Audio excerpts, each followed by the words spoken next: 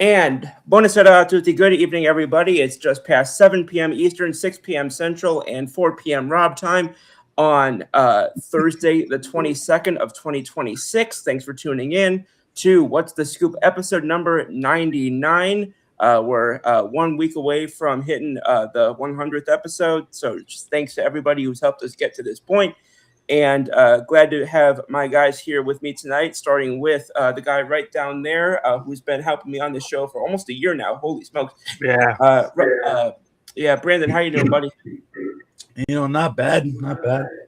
I'm trying to clear my throat. I just had dinner. Excuse me. But yeah, good. It was good. Actually went to my mom's and picked it up. I was gonna just make something quick to eat here, and no, she was like, you know what? Come get some food. So I've got like 2 days worth of food now to stock up on and nice all this stuff. But yeah, I'm good. We got a lot of sports to talk about tonight. So let's get it going.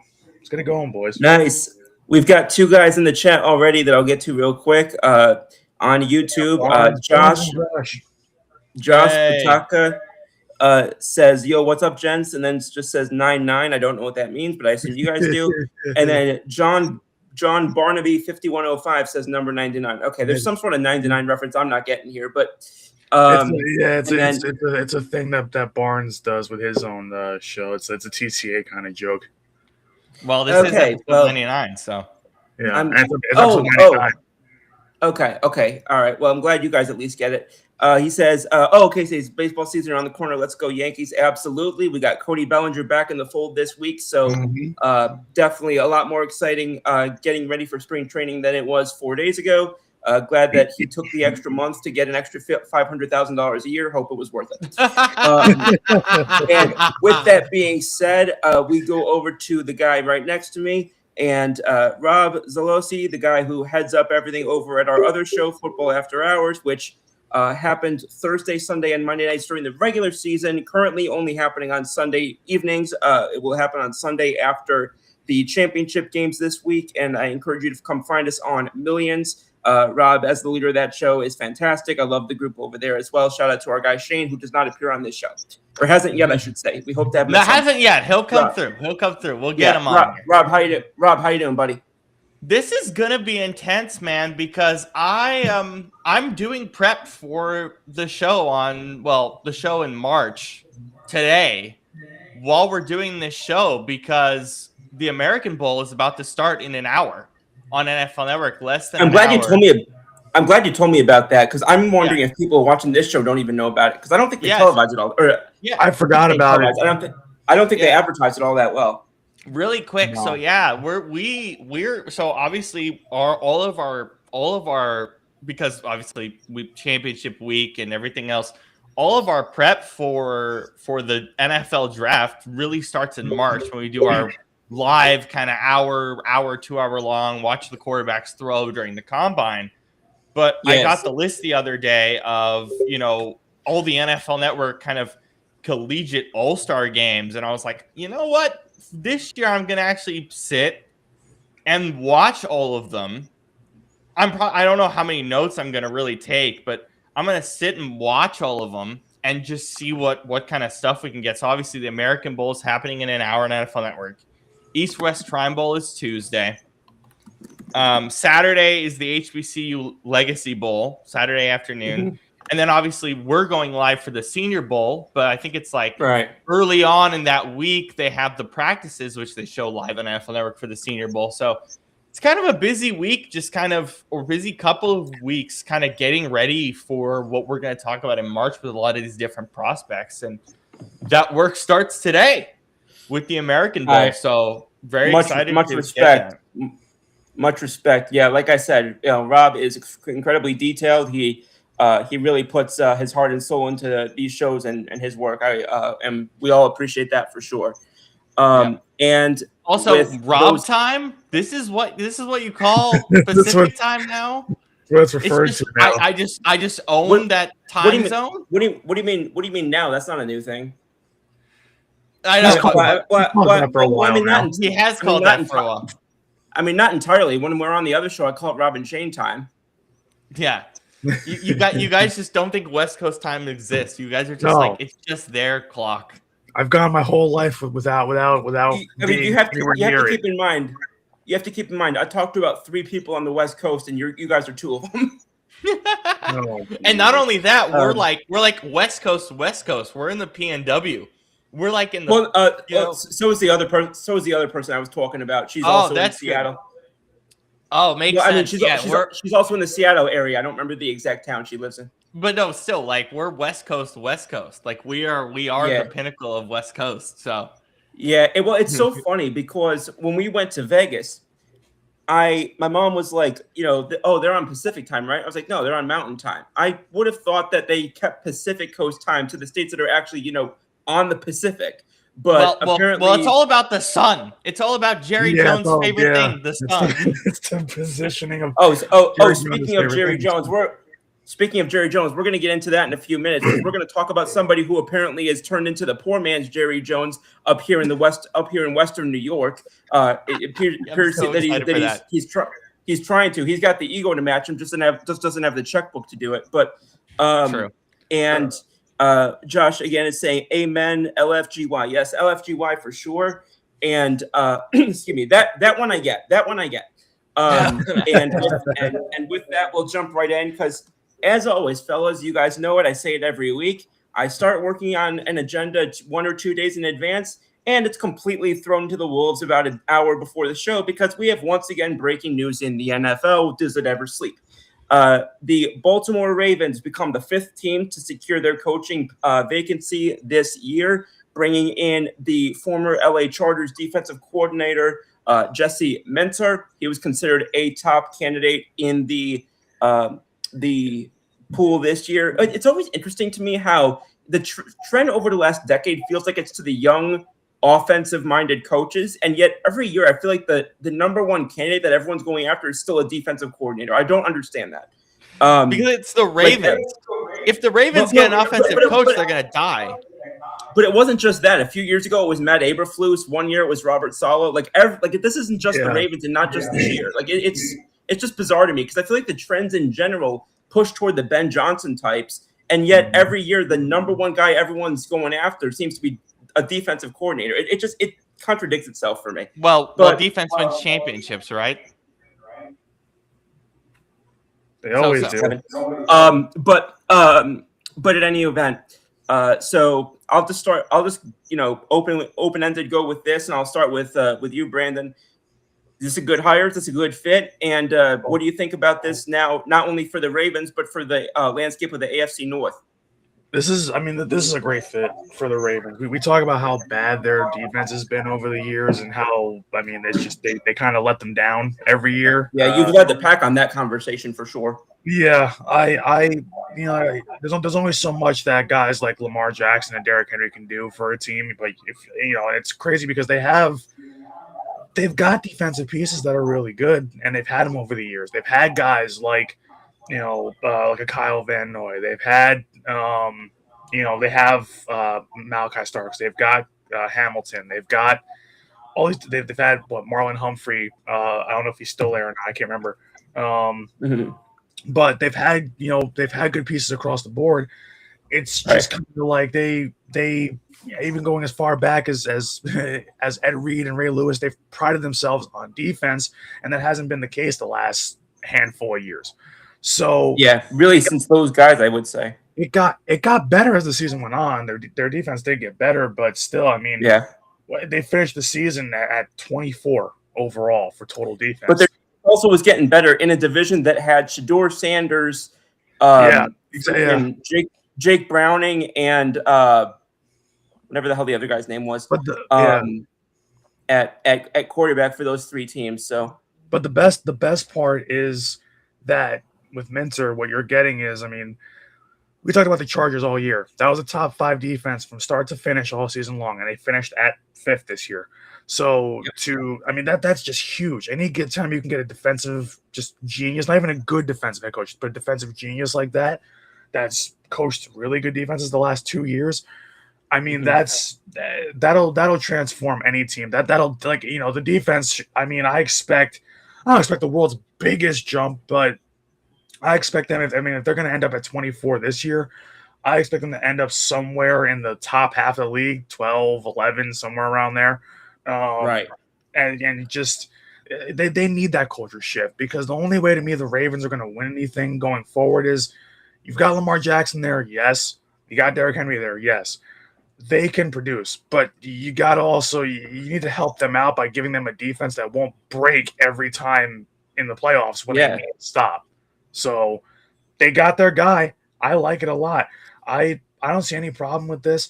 And honestly, everybody was like, oh, Harbaugh's gone. Where are they going to go now? He's been there for so long, But I mean, I don't think they could have gotten a better hire than this. That's to get a defensive genius at that spot, a head coach, and to hopefully turn things around for your defense is incredible. That's a great hire. Right. I agree. Real quick to Josh, he said that's the saying. I think you saw about defense wins championships, right? That's true. Yeah. Whereas Houston, Texas, last I checked. Rob, back to you. I mean, my whole question. So I have one kind of semi-small thing and one bigger thing with this.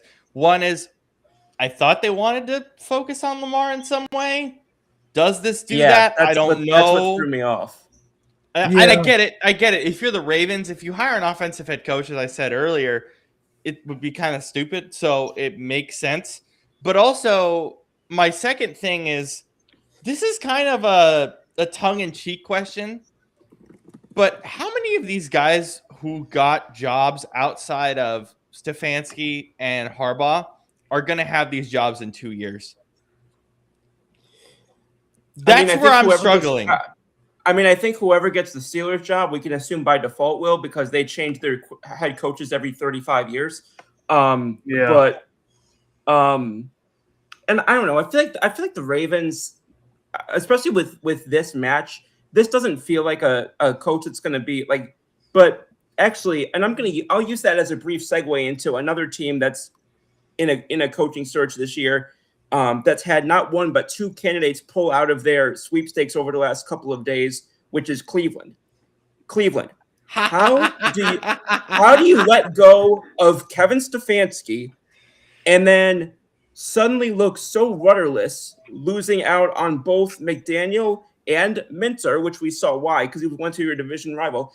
Cleveland, you do these head coaching searches every 2 years. You should know how to do this by now.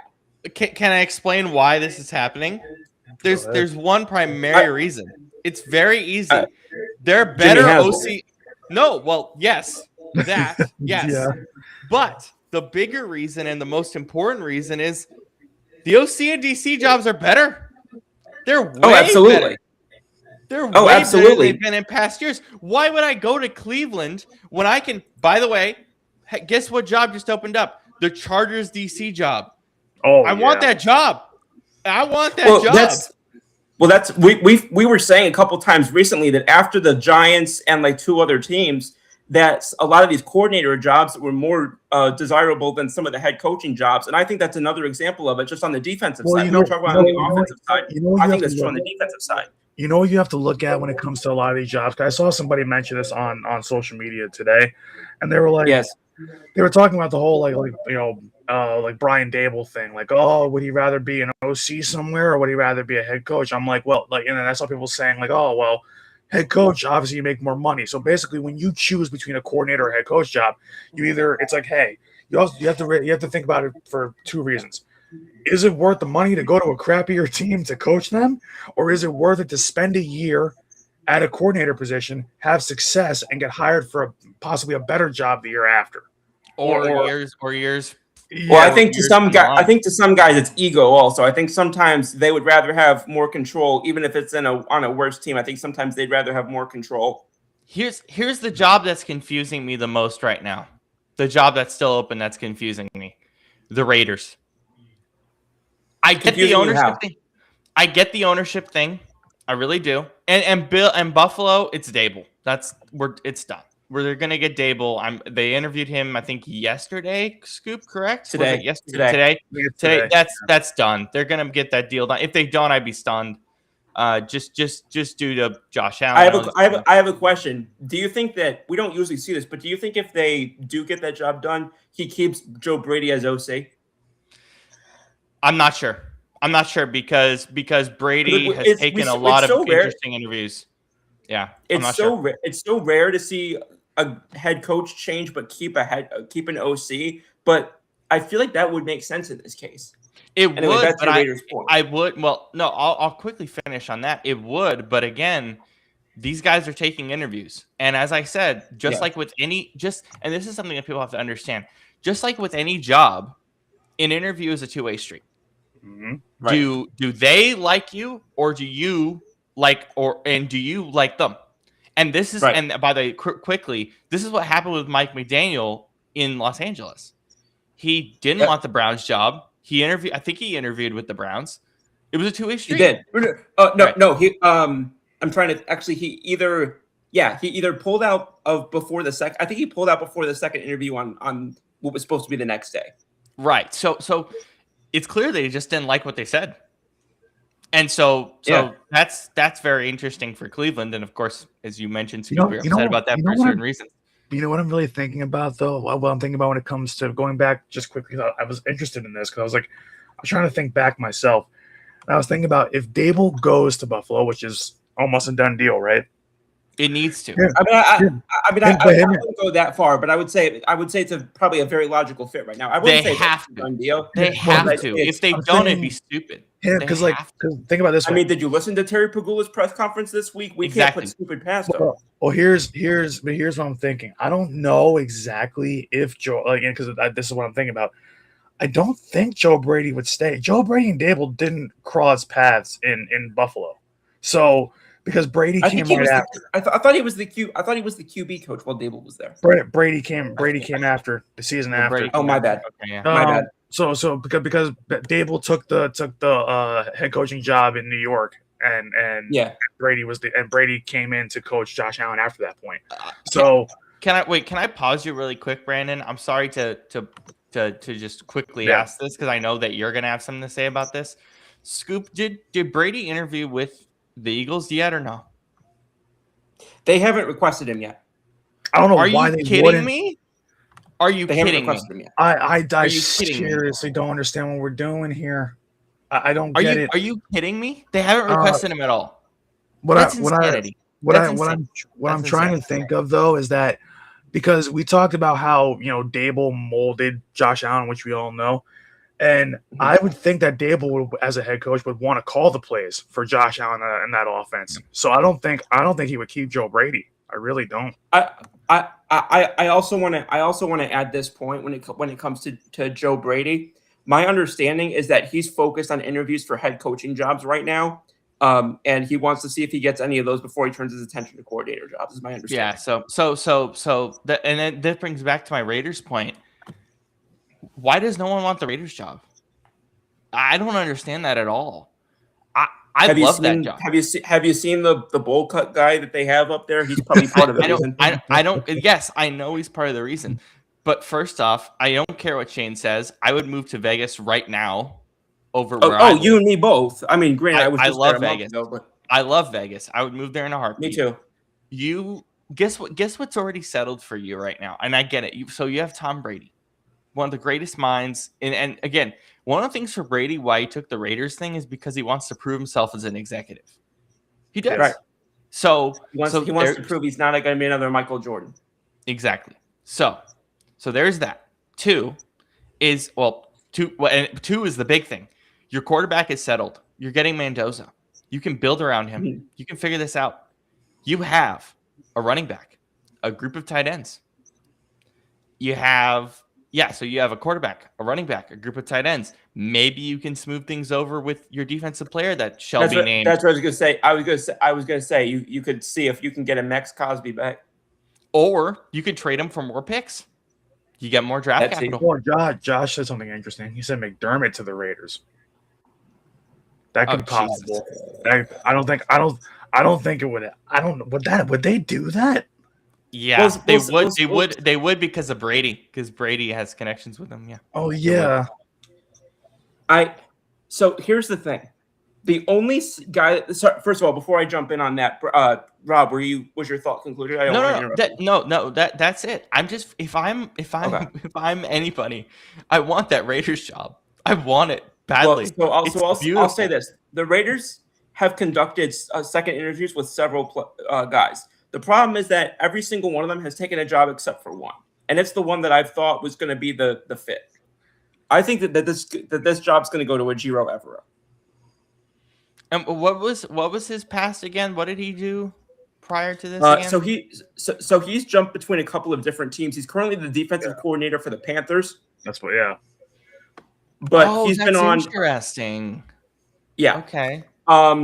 Because the other ones that because Jesse Minter was one of them. What's his name? Jeff Hafley was one of them. He's now the coach of the Dolphins. And I think those were the only other 2 second interviews that were done. That's interesting because I don't know the Panthers defense again. You can't marge a guy on 1 year, but it was kind of up and down this year until the tail end, right? Like it kind of was up and down. So yeah. So, and then you go back, and this is a guy who's, for as young as he is, I mean, he's only 45.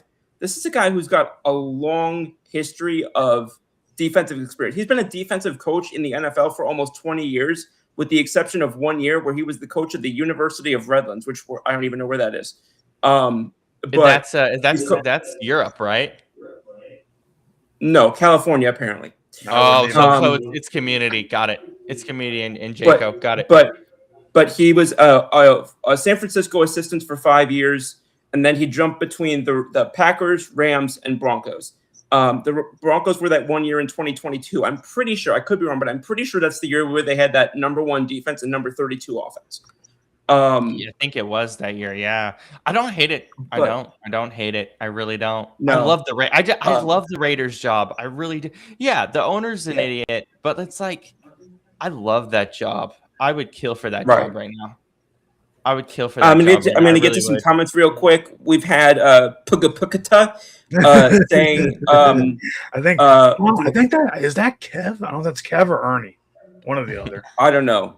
I first read it. I thought it said something about the PGA. I was really confused. Glenn said he's thinking about retiring. We should do at PGA TCA. That sounds perfect. That little like handle they got there. That's their podcast handle. So that is their podcast. Okay. Handle. So go watch Pugapukata. It's Peep Game podcast. Peep Game, yeah, baby. Okay. It says Glenn said he's thinking about retiring because finding an OC is too much. LOL. He said makes so much sense. No, Josh said that. My bad. McDermott said 8 out of 9 playoff appearances. Why wouldn't the Raiders say yes? Mendoza, Crosby, Ashton. I will say this: the major difference that I see there is that they don't know that Mendoza is going to become a Josh Allen type.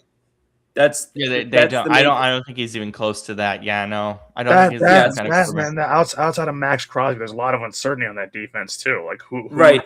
So that's McDermott's a defensive head coach, so there's a lot. He would have to build a lot on the defensive side of the ball. I think McDermott. I think McDermott, unfortunately, will be looking for a coordinator job at this point. He needs a reset.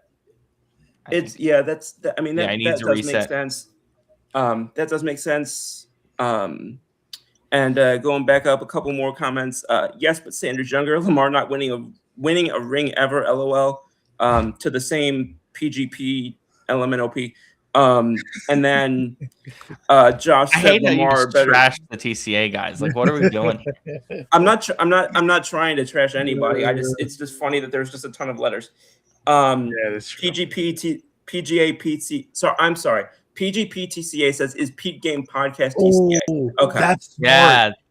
That the Packers could go after McDermott now that Hafley's gone. That's a good thought. So that's really actually that's smart. Actually, that I can see. That is smart. There's a woman named Donna Fender is on saying hi, Brandon. Hi. Yeah, because Donna lives like 5 minutes from my house. Oh, nice. Hope you're doing well, Miss Fender. And I think I got to most of the comments there. We'll come back in a little bit, see if anything else is up. But thanks everybody for being so active tonight. And again, my apologies for mispronouncing the PGPTCA. Packers fan here. LOL. Yeah, that's Ernie. So yeah, it's Ernie. Okay. I love that. Actually, Ernie, while you're here, I got a question for you. Were you surprised that they kept Matt LaFleur and extended him? Because I know that there were some Packers fans who had differing opinions on the matter. Josh's comments hilarious. So wearing glasses, struggling to read letters. Love you, Scoop. Love you too, brother. Okay. That's funny. That's funny. That's absolutely funny. Yeah. So pulling off of that, I don't know. It's so interesting to me the way that there's just certain teams just feel like they're moving so quickly, and certain teams feel like they are intentionally taking like as long as possible. And actually there was a question, I can't remember which person asked, but somebody mentioned it a few minutes ago as to whether the Eagles had interviewed Joe Brady or not. And we'll talk about me. Rob. Okay. He didn't get requested. Are you kidding me? I will say this, because we keep waiting for kind of the big smash interview to happen that we kind of feel like has been not really there since both McDaniel and presumably Dable appears to have both pulled out. I'm wondering, because people in this week's game, like these games this week, can't interview until after these games are over. There's 3 names I'm wondering about. Nate Shalas from the Rams, Thomas Brown from the Patriots, and Davis Webb from the Broncos. Those are the 3 names I'm curious Kubiak. about. Don't forget my boy Kubiak up here in Seattle. I did forget about Kubiak actually. Would he move? Well, maybe. I don't know if he would. I thought about that at first, but I don't know if Kubiak would actually. I don't know if he would do, because would he make a lateral move like that just to become no. Okay. So here's what I think he go Raiders Browns. I think he go to the Browns. I think he wants a head coaching job. I think he goes to the Browns. Okay. Here's what I was going to ask. I'm guessing the answer is yes because Mike McDonald's a defensive coach, but so I'm assuming Kubiak has play calling duties over there, right? Yeah. Wait, are you talking for OC? Because he's our OC, right? Am I tripping? Yeah, I'm asking. Does he play for your offense? I'm tripping. Yeah, he does. Yeah. Okay. The reason why I'm tripping with our coordinators. I always trip with our coordinators because our head coach calls our defense. It's one of the unique situations. Well, the reason why I asked, and that's typically how it goes with defensive head coaches, but the reason why I asked is because it's not considered a lateral move if you go from an offensive position where you're not calling plays to one where you would be. So that's not considered a lateral move. So the Seahawks would have to grant permission. Can I ask an Eagles question? I apologize. Yeah, I have an Eagles question. Eagles fans. Yeah. I noticed a problem with the Eagles OC thing, and I wonder if you guys think this as well, or if I'm overreaching. I'm concerned I'm overreaching. Go ahead, because I've seen every single possible overreaching take on. I've seen a lot of takes. There's nothing you can surprise me with, I don't think. Okay. Yeah. I don't think you can surprise me either. Here's my question. My question is this: is Nick Sirianni being still present in that building causing candidates to pause? Yes or no? I genuinely don't believe so, because they have specifically told candidates that they will have the autonomy over the offense. Here's you want Matt Nagy to have autonomy over your offense? Hell no. No. Back up. Here's what I think. Well, actually, just real quick, Ms. Fender says, "Bye, all got life happening." Ms. Fender, thank you for tuning in tonight. Hope you have a great weekend. Here's my thinking, right? So I'll just use the Titans as an example, and I can't remember if I said this in the group chat earlier or if I just said it to Brandon, but I'll use the Titans as an example. So they just hired Robert Saleh, right? Yep. So if Brian Dable doesn't get the Bills job, then first of all, I think the eggs are going to be directed to Terry Pagula's house next, but that's beside the point. But if Terry Pagula, dude, if Dable goes to the Titans, right? that he's going to be coaching under a defensive head coach. Yeah. It's a lot easier to explain, like we just said with Kubiak. It's a lot easier to explain what control you had over an offense, even if you did call the plays. It's a lot easier to explain what control you have over an offense as an OC under a defensive head coach. How often have we seen over the last few years, even if a guy calls plays, how much influence did he really have when a guy's coaching under an offensive head coach? But I don't think that's a Nick Sirianni specific thing, which is why I say no to your original question. Because I've seen that asked time and again with a lot of offensive head coaches. Now, I will say there are two takes that I've seen over the last few days that I'll bring up right now in terms of what people are hypothesizing could be an issue. Now, I don't think this is correct. I don't think this is true, but it's one thing I have seen. Brandon's probably seen this too. A lot of people are bringing up as I just kind of made a joke out of, a lot of people are bringing up the egg incident from what happened with Kevin Papulo's house. So a lot of people are bringing that up. I don't think that's, but maybe there are people who. Yeah, I think, I'll take it a step further. They've been saying that a lot that what might be causing the candidates to pause is because the Eagles fan base in general is just rough. I've seen that. Yeah, exactly. Yeah. So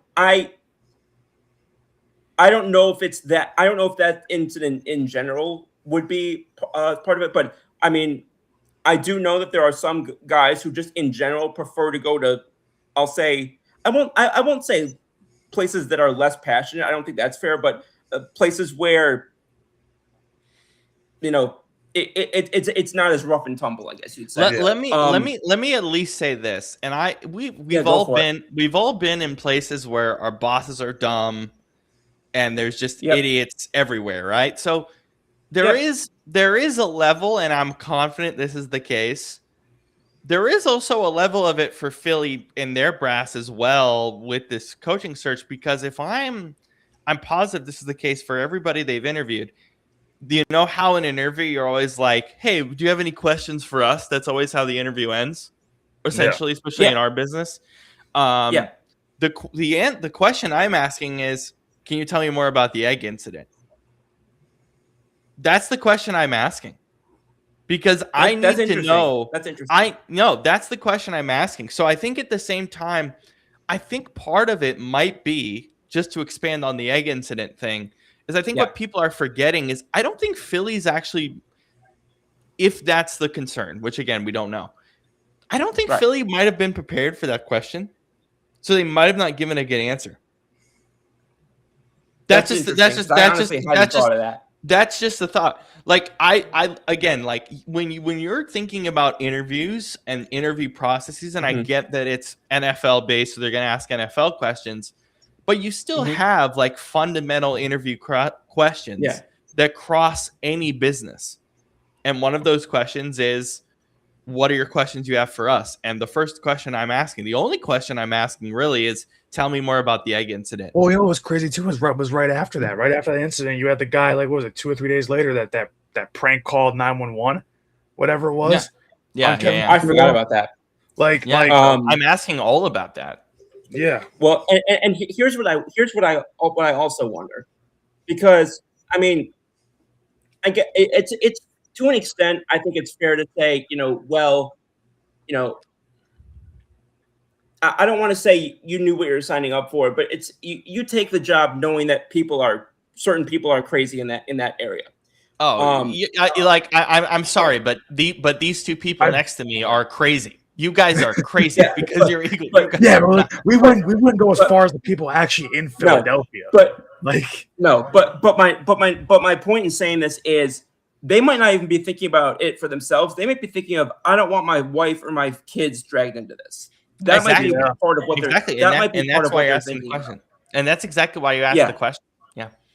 Yeah. And I hadn't even thought of it, because I do remember when the incident happened, that was my first thought was, leave his family out of this. Like, leave his private time out of this. Yeah. Also, that does remind me, what do you guys ask when you get that question in interviews? Do you have like a question you ask all the time? Not that I ask all the time, because typically it goes with the flow of the interview. I typically refer back to either something in the interview that was brought up, or I go back to something that came when I was doing research of the company. I'll be like, can you tell me more about, this thing that you guys do? Or can you tell me more about, this experience that you guys have, like things of that nature. I try and make it specific to the company, so I don't really have a general question that I ask. But it's funny. I have a general question that I ask, and the general question that I ask is I ask the person who interviewed me, tell me your story. Tell me how you got here. Tell me like what your process is with the company. That's actually and it's also, question. and Yeah. it, you know, but I also do that because as media people, as we all are here, we are all about story. Yeah. So I want to know people's story. Yeah, I do. Like that's just kind of my thing. I like that a lot. Yeah, I like that a lot. So you guys can use that. It's also to me is just a fun interpersonal question. I love that. Thank you for sharing that with us.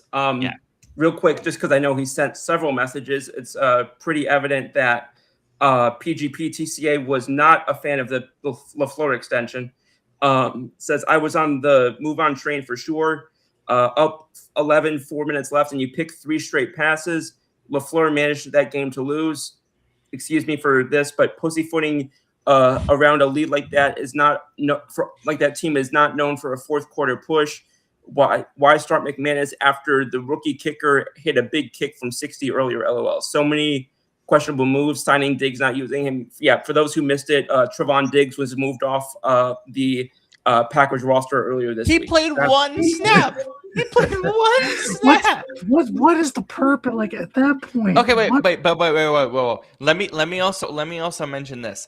The Packers got eliminated, and so they cut him. They save money for next year, and someone else picks him up who's actually fighting for a Super Bowl. So it makes sense. It makes sense from a money perspective. Yeah. So that's part of it. Just the John. Sorry, go ahead. I just like the Packers though, bringing him in just to not play him though, like is kind of weird to me. But well, I mean, speaking of bringing in somebody who didn't play, I mean, we saw this past week. One of the less controversial things that Terry Pagula said this week was basically all but confirming that they claimed Darius Slay, not knowing that he was only willing to play for one team. And he said, did he say that? Yeah, he did. He did. I think he said it yesterday or today, like this morning. It was yesterday. Can we? Okay. Can we get to this? And this is what I'll go to you in a second. But just real quick, what I want to say is there's got to be some sort of in the waivers thing. Can we add like a 12-hour window to communicate for the franchise to communicate to the player and say, hey, are you gonna suit up for us if we pick you? And honestly, and on the flip side, I mean, it's one thing for Buffalo because Buffalo was still in the playoff hunt. I would have had more of an issue with it if a team like the Panthers that knew they were the Panthers didn't know they were out of it, but a team like the I don't know, help me, the Jets picked him up knowing they weren't going to make it. I would have had more of an issue with that. But yeah, Rob, go ahead. I also the other thing is. I want to get to the Pagula thing because I my head blew off yesterday when I watched that my head I can't hear. Not only are we going to talk about it on this show, I'm going to play the whole damn thing on Sunday's show. I'm so flipping angry about it. The Pagula thing, or not the Pagula thing, the Darius Slay thing. I do think there is some merit to him not being ready to play mentally. That does happen.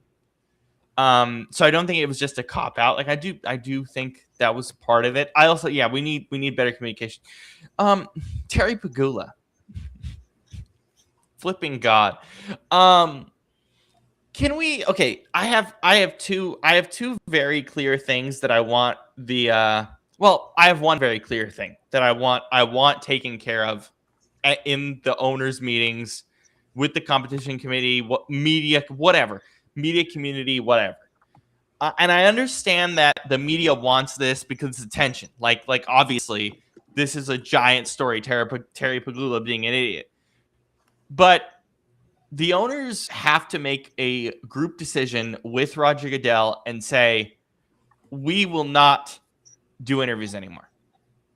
Because honestly, owners doing interviews, all you're doing is creating a mess for no reason. The owners have Jerry Jones included. There are a few owners that are exceptions, like the Lions owner is a great example. The Ford family has always been around media because it's Ford. Like, duh.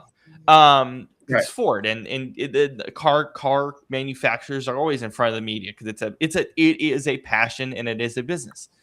This is also a business, but again, the Ford company is always at media events introducing cars, this, that, and the other. That's just for example. The owners have to come together and say, we look stupid doing this. We should stop doing this.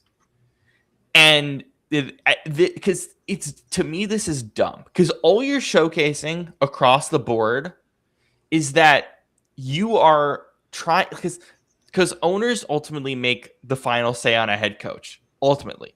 So the idea that they should be interviewed obviously makes a ton of sense because they're the one that makes the decision. But they have, and ironically, teams do media training, a lot of media training. A lot. Training camp, rookie mini camp, they have like an entire day dedicated to media training, essentially, like a whole section to media training. Either you are going to sit in on that media training, or you shouldn't do this at all. Honestly, because if you lead a group and you're saying these players need media training, but you cannot approach the media in the same way or better, then either you need to be involved in that media training or you need to just not do it at all. And I know Jerry's going to hate it because he likes being the Cowboys and being eccentric. Yeah. Owners need to stop. They need to stop because all they're doing is hurting themselves. All you're doing is making your organization a laughingstock. You are hurting yourself. So that's the big thing. The stuff that he said was so first wrong for a lot of it because it wasn't his decision to. So the Keon Coleman thing. Oh my God, guys, he's 22 years old. Yeah, he's still learning how to be an NFL player. I get it. You need to be a professional. You need to not do conduct detrimental to the team. You need to be a professional. A lot of that also goes to his agency, to his BAS, I get it. And let's be honest, he should not be a Bill next year. Not because of this whole thing with Pegula. He obviously should demand a trade immediately. And I would trade a 4th-round pick for him in a heartbeat, no matter what team I'm at, just because I think he has some potential.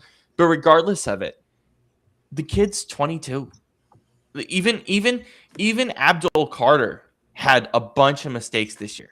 Oh boy. They figured out a way, right? Because he's 22 years old. Like to just throw him under the bus like that in a presser. And by the way, it is the media's prerogative to ask that question. If I'm in a Buffalo media room, I am asking about Keon Coleman. Yep. I am asking about it. And then honestly, I can't believe I'm saying this. But if I was Brandon Beane, and I understand that he got promoted and all this stuff, I am quitting today. Yeah, I am, because you interrupted me constantly. And look, I interrupt you guys on the show. We do a media podcast, right? Yeah. It's a flowing conversation. That's like it's funny because I take it into my real life too. It's also different people on. It's also like, sorry, I just no, but it's also like, but it's like we're all like. We're all doing the same thing on this show, right? Like it's not like an owner and a jump. Like we're not trying to be rude. People. We're not trying to be rude to each other when we're doing this. No. We're trying to push things forward and have a discussion. Yeah, right. The thing is, and half the time it's because my internet sucks. Well, I think all of our internet can crap out from time to time, so I don't necessarily think it's just you. No, but and also, again, we have limited time on this show. We want to move things along. But also, you're an owner and a coach. You cannot do this. You can't interrupt your guy. Right. You can't. Okay, and then here, you know what scares me the most about the Pegula thing? We're about to go to Florida in a few months for the owners' meetings. You know what Terry Pegula is going to walk in there going? He's going to be like, that was a catch. We need to change the catch rule. Blah, blah, blah, blah, blah. He is going to rock into the owners' meetings and yell at the owners for a call that was correct. Are you kidding me? How is this acceptable? And then, obviously, you think of the history of Buffalo and how Pegula actually got that in 2017. And who was second or third place? Donald Trump. Honestly, Pegula acted like Donald Trump yesterday in front of a media. Like, I was like, that is also massively ironic, not to be political. It's just true. You know what I can't understand here is why I get that Buffalo as a whole, the town, the fan base, the team, the front office, ownership, all of it, they are so bitter from choking in the 90s. But like, it seems like they can't let it go. They complain about everything. And they do it in the worst way possible. Like, you can complain about things, but the way that they air their grievances is so the damn victim complex. Also, here's my problem, right? My problem, as you articulated on Football After Hours Scoop the day before the firing, you articulated a very good case as to why he should be fired. A very, very good case, and we talked about it at length. Mm-hmm. And we talked about it at length. And so in a very logical case, I'm okay with firing a head coach for these reasons, which Pegula said. We hit the proverbial playoff wall, we did this, we did that. But he also immediately was like, I didn't fire him. So there were two contradictory things that made me angry. Yep. One was we didn't fire because of a coaching call or because of an officiating call, but you fired him entirely based off emotion. There was no logic involved. His entire thing was, I walked into the locker room and I saw everybody crying. I walked up to Josh Allen and he was sobbing and he didn't acknowledge me, and I told him it was a catch and this, that, and the other. Read your room. Yeah. Read your damn room. Why are you talking to your quarterback who's sobbing? By the way, if I walk in as an owner and my team is sobbing because they lost a playoff game, I know I have the best roster possible because they cared. They gave a shit. They cared. And the crazy thing is, you're the guy that's running your team is acting tone deaf to the situation. It's like I'm not saying you have to coddle your team and your players, but you should be trying to lift them up or at least give them words or something different. But you're walking in there with such negative energy and more negativity to pile on to just a brutal loss. Yeah, Josh is right. NFL got both calls right. Yeah, exactly. I agree with Josh. NFL got both calls right. Adams with a catch, Cooks was not. I agree with you. Exactly. We went through it on the show on Sunday. I had to explain it at work last night. I explained it at work because you basically you gave us the rule, but you gave it in a way that is like as if we got it off of like Cliff Notes. It's literally the most concise way to describe that rule. Yeah, exactly. That was my point. It's like four words. Process of the catch. Well, okay. That's pretty much what it is. So to continue that, there is merit to being bitter for like a day or two as an owner, as an organization. And fans, you know what? Buffalo fans, you can be bitter about that your whole life if you want to. You're a fan. Be bitter about it's fine. It's called fandom. It's fine. I don't care. It's fine. Do it. Doesn't matter. It's fine. But as an owner, you can't contradict yourself in saying we didn't do it because of the officiating call and we hit the proverbial playoff wall, but I also fired him because we lost to Denver, and then he goes up. That was perhaps the most ridiculous part of all of this to me. I've never in my life, I've seen probably I've been watching football for 15 years. There's an average of 6. So I've seen probably 100 coaches fired, give or take. I've never in my life heard an owner admit we fired him based off the results of one game. But he goes, we fired him based on the results of one game. And we also hit the proverbial playoff wall. So what is it? Tell me. Yeah. And then to make it even worse, your GM has this whole spiel, and then the GM goes, they ask him, can't be bitter if the call was correct, be mad at the defender. You can be bitter for a couple days. You should be allowed to, but after that, the logic needs to come in. Logic needs to come in full. And then the other piece of this is the again, and Brandon knows this better than I do because he follows, and you can speak on this more, Brandon, than I can, is like the questions that the media asked were 100% reasonable and 100% the right questions. If you and I were in that room, we would have asked those exact same questions. So that's part of it. So you can't blame the media for asking dumb questions, which, by the way, is what caused the owner to be angry. But they ask him, like, what did you think went wrong in the Broncos game? And your GM is giving a very professional answer. He's not even talking about the call. He's saying, hey, I think we didn't do this right. We didn't do this right offensively. We didn't do this right defensively. Very professional answer, which is correct, honestly, 100%, aside from the call. But he's starting that sentence, and then the owner goes, it was a catch. It was an officiating call. Excuse me? Yeah. So you fired him entirely based on emotion. I understand. We talked about it in Scoop specifically talked about in full as to why the firing made sense before it even happened. We understand why. I get it, but you can't fire a coach based on emotion. You cannot do that. You can't do that at all. You can't fire him because your team was sobbing, and you think it's unprofessional to sob. I've sobbed at work. I've sobbed at school. Stuff gets hard, man. You got to deal with it. You can't bottle it up. Stuff gets hard. And then, so you do that. But then on top of that, you go in a press conference. You undermine your general manager, who you flipping promoted, by the way, and then you go and undermine. Yeah. What message? You are sending the wrong message to anyone that wants to be a part of that organization. The complete wrong message.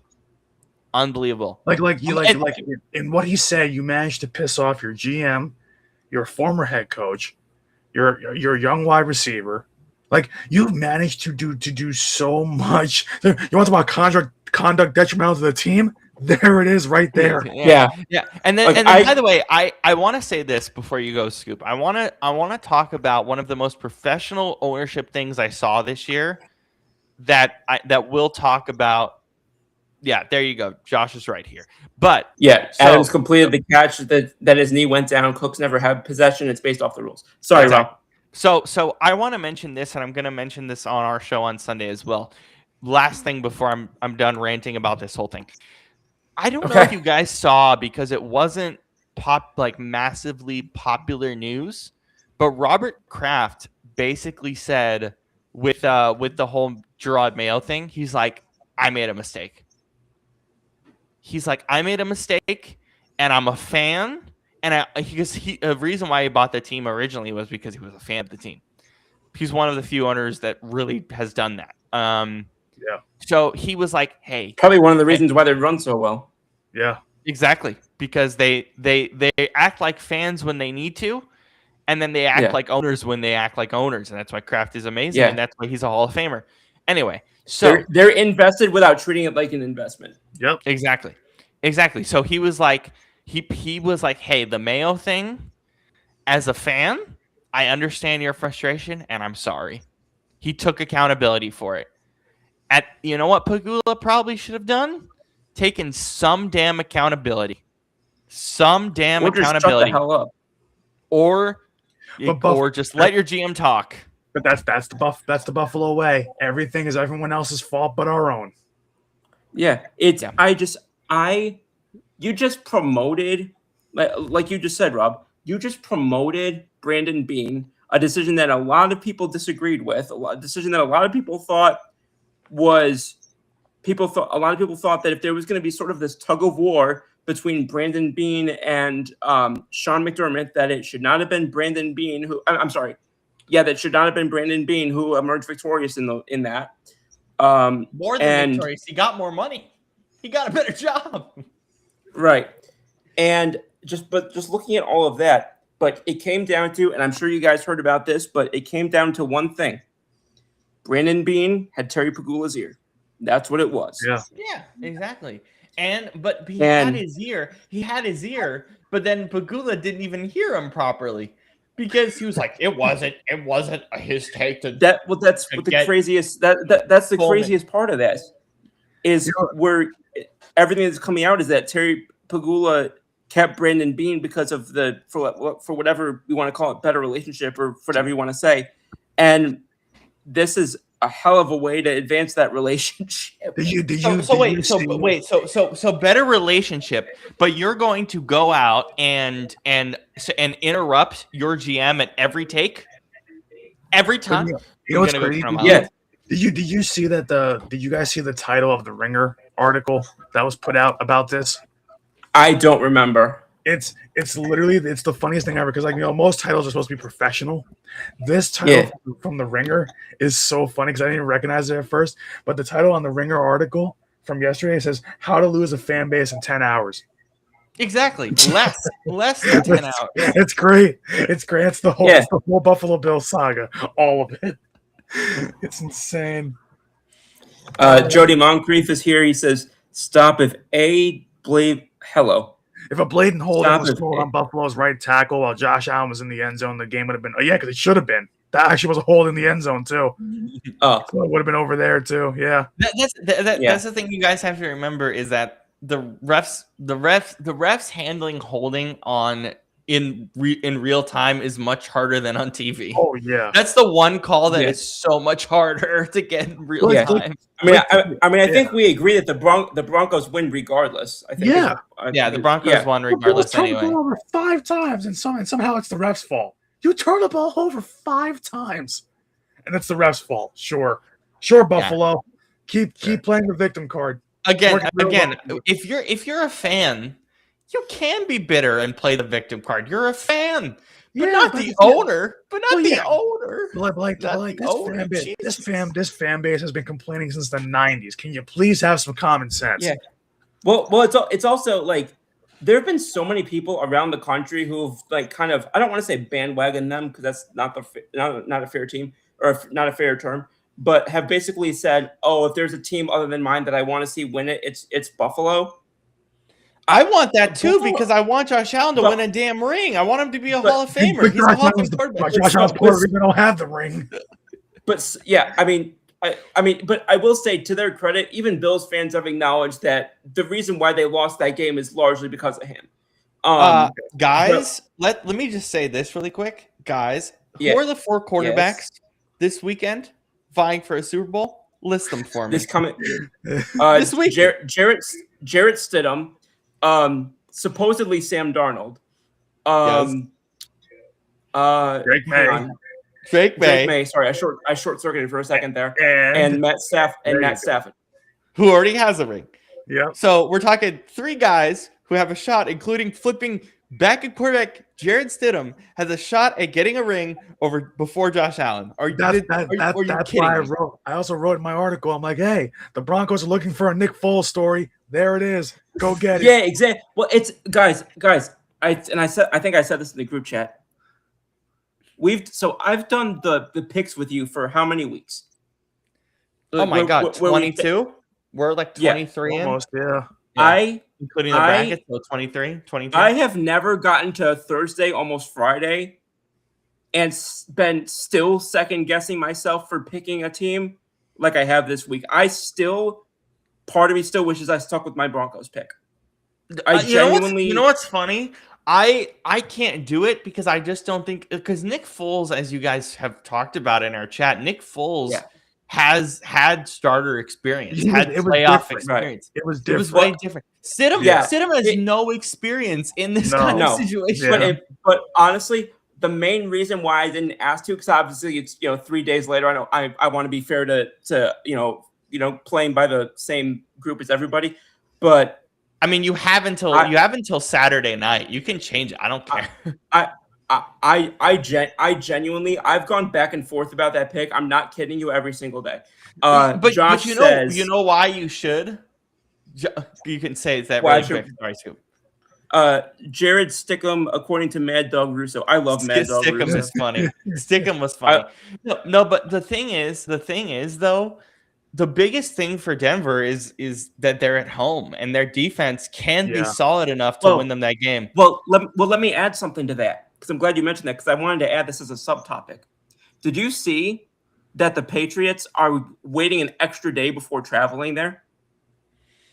Oh, that's very interesting. Is that weather-based, though? Because of what's happening in the East Coast? Is that weather-based? It wouldn't make sense to me, because why would you wait an extra day to leave that? I think part of it is that they want to make sure their families are okay with the windstorm before they leave. That makes sense. But also, we are getting slammed up and down the East Coast. I think they said that on the low end it's like 16 inches of snow, I think. Right, but I'll say this from a pure football standpoint, a day less to have your body and your muscles and everything adjust to that altitude. Yeah. Did you guys see that, the American Bowl? Are you watching? What the hell was that? That catch was insane. No, there's no TV. There's no TV in front of me. What happened? The Western Kentucky quarterback, like, this was the first play of the game. He threw like a 40-yard bomb to the sideline, and the receiver caught it on his back. That is, and by the way, it's Chris Hilton Jr. from LSU. Makes sense that he would make that catch. I'll have to look into that. Let's see. Since we've mentioned it a couple times, we'll do a brief thing on the Philly OC situation, and then we'll go into your Seahawks this weekend. Yep. Yeah. All right. So for those who haven't been following, several candidates that either had interviewed or were expected to interview came off the board this week. Went to the most recent one, Zach Robinson, taking the offensive coordinator job for the Bucs. So there are, as of now, 4 candidates that we know have interviewed and are currently active for the job. It is former offensive coordinator for the Chiefs, Matt Nagy. It is former Bucs offensive coordinator Josh Grizzard. It is former Detroit Lions offensive coordinator with perhaps the most unfortunate name in history, Jim Bob Cooter. And it is Jim Bob. I still can't believe this is his actual name. And it's former Giants head coach and offensive coordinator Mike Kafka.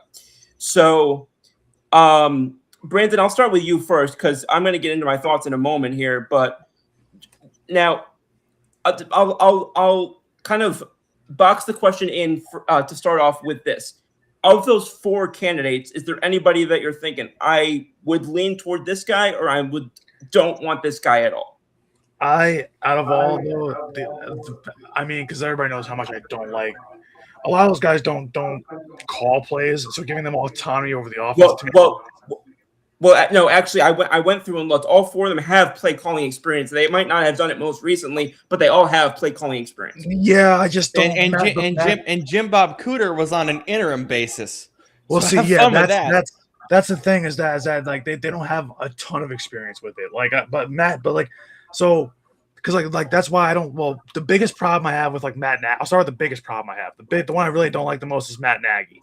I don't like that at all. That Chiefs offense under him has regressed terribly each of the last 3 seasons. So I don't want to touch him at all. My favorite of that, and for a couple reasons, is Mike Kafka. Thank you. Kafka's perfect. I agree with that. Because there's plenty of reasons. Well, the first reason is he has ties to Philadelphia. He was a former Eagles quarterback. So he's got ties to Philly. Second, he knows the division. It's the NFC East. So he's seen the Eagles plenty. He knows exactly what that team consists of. Can I pause you there, Brandon, before you continue?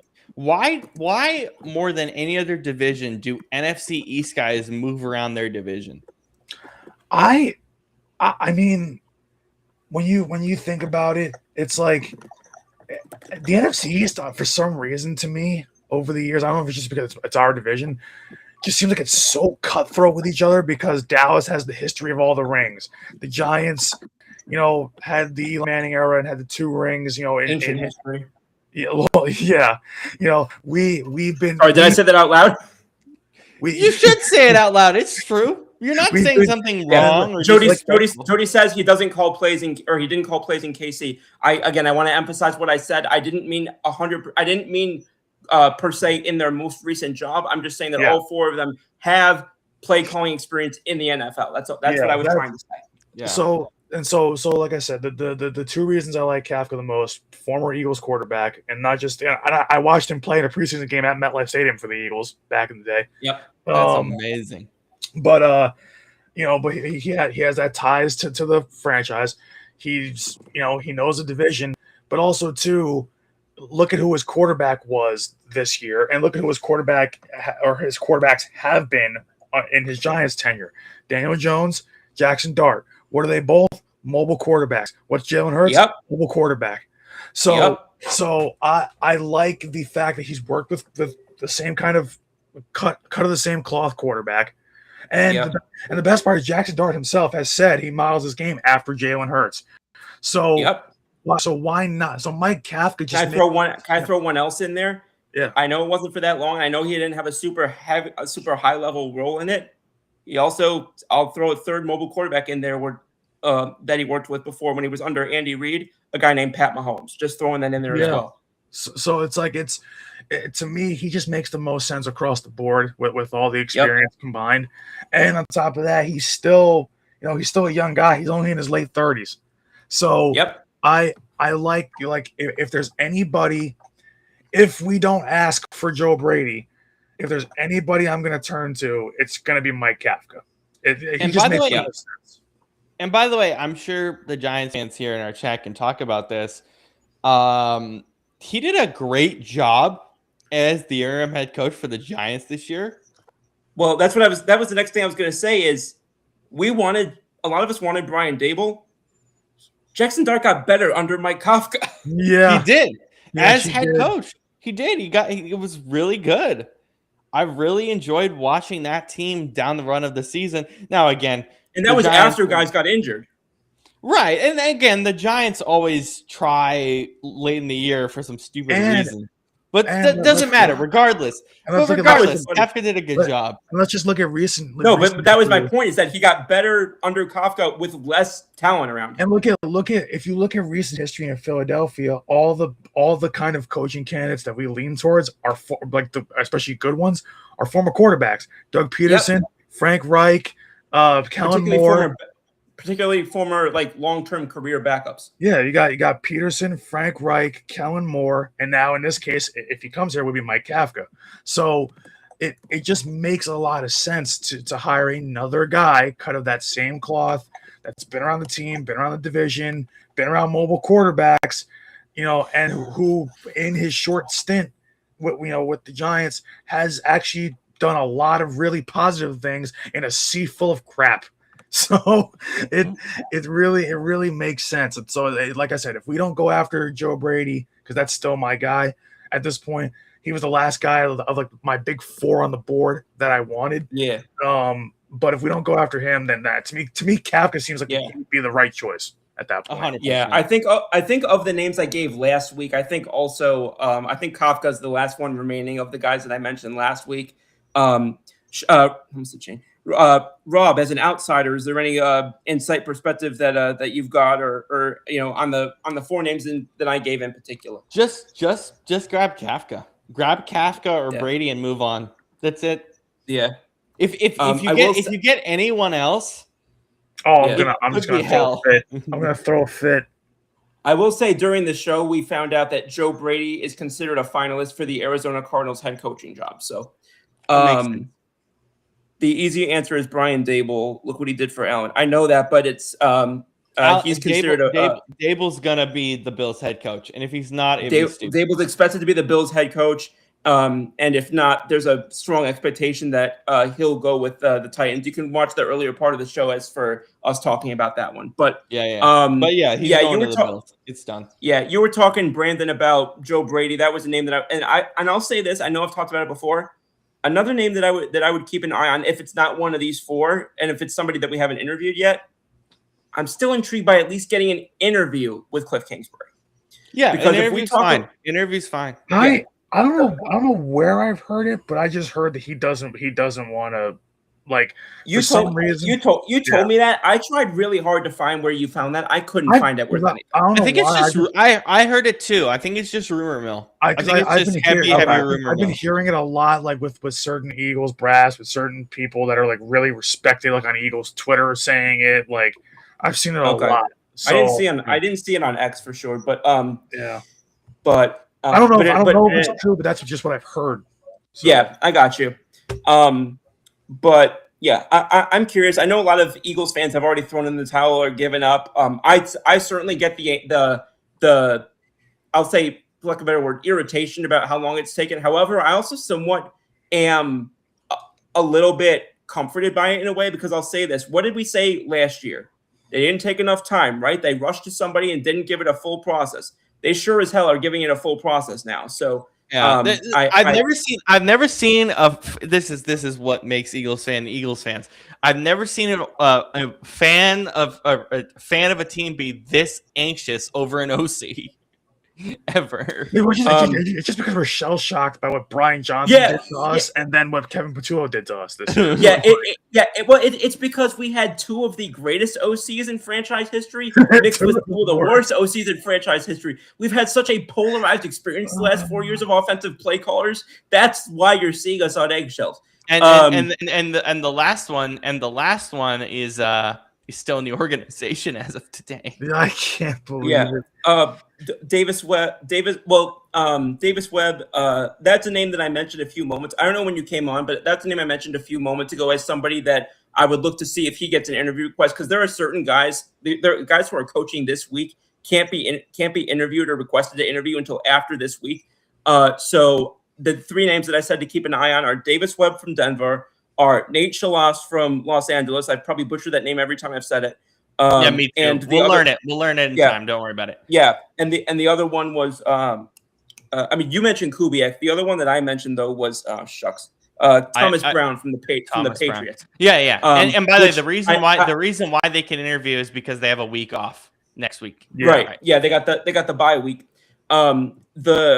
The thing that I'll also add is that people are going to be shied away from the fact that this past year, Thomas Brown was a passing game coordinator. I also want to emphasize he was a tight ends coach, and he's been an offensive coordinator several years before it. So I just want to make sure people understand. Yeah, I just want to make sure people understand that by me naming him, it's not just a pass game coordinator. I feel like I need to clarify that for any Philly fans. You want to go Seahawks, Scoop? Yeah, that's what I was good. That was the next thing I was going to say. Is I'll turn it over to you now for the Seahawks. I'm scared again. Oh no, I'm scared again because Sam Darnold ain't throwing. He ain't throwing. He hasn't. Yeah. He's barely thrown balls this week, and we talked about it: the torque, the oblique, all this stuff. Guess what defense you're facing? The defense that Sam Darnold hates facing the most, and he has an oblique injury. Ugh. I'm scared. And to be truth, like the Seahawks, but like, let me put it this way. I'm trying to think of the ways to put it. This is going to be a defensive slugfest, guys. These defenses are going to be everywhere. It's going to be a great game because the Seahawks defense has a nasty defense, and then we know what the Rams do. It's just going to be a defensive slugfest. Really, it might come down. This is one of those games, as cliche as it sounds, this might be a game whoever has the ball last wins it. This feels like that kind of game going into it. We remember the last Rams Seahawks game. Exactly. How crazy that was. So like it's like I look at it though, what scares me the most is even if Darnold is not throwing, is like I saw out of that Rams secondary, letting Caleb Williams drop back 20 yards and just fling it into the end zone. And there's two Rams there, and one guy's complaining about a push off because he's too small to hang with Cole Kmet is ridiculous. But then here's the question: Shane has explained what the Rams do to Darnold in the past on FAH. Does it matter? We got to get him on here to do a whiteboard thing.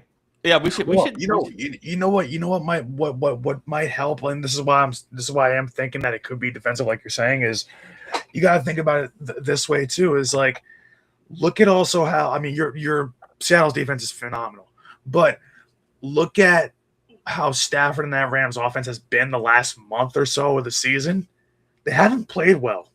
No, they have not. So that could end up really being, they might pick off Stafford a couple of times, but Darnold might be put in hell because the guy's battling an injury and a defensive line. It's going to kill that O-line in Seattle. But that's also the thing is, I don't know if the secondary for the Rams actually matters. So I don't think Darnold will have a lot of time.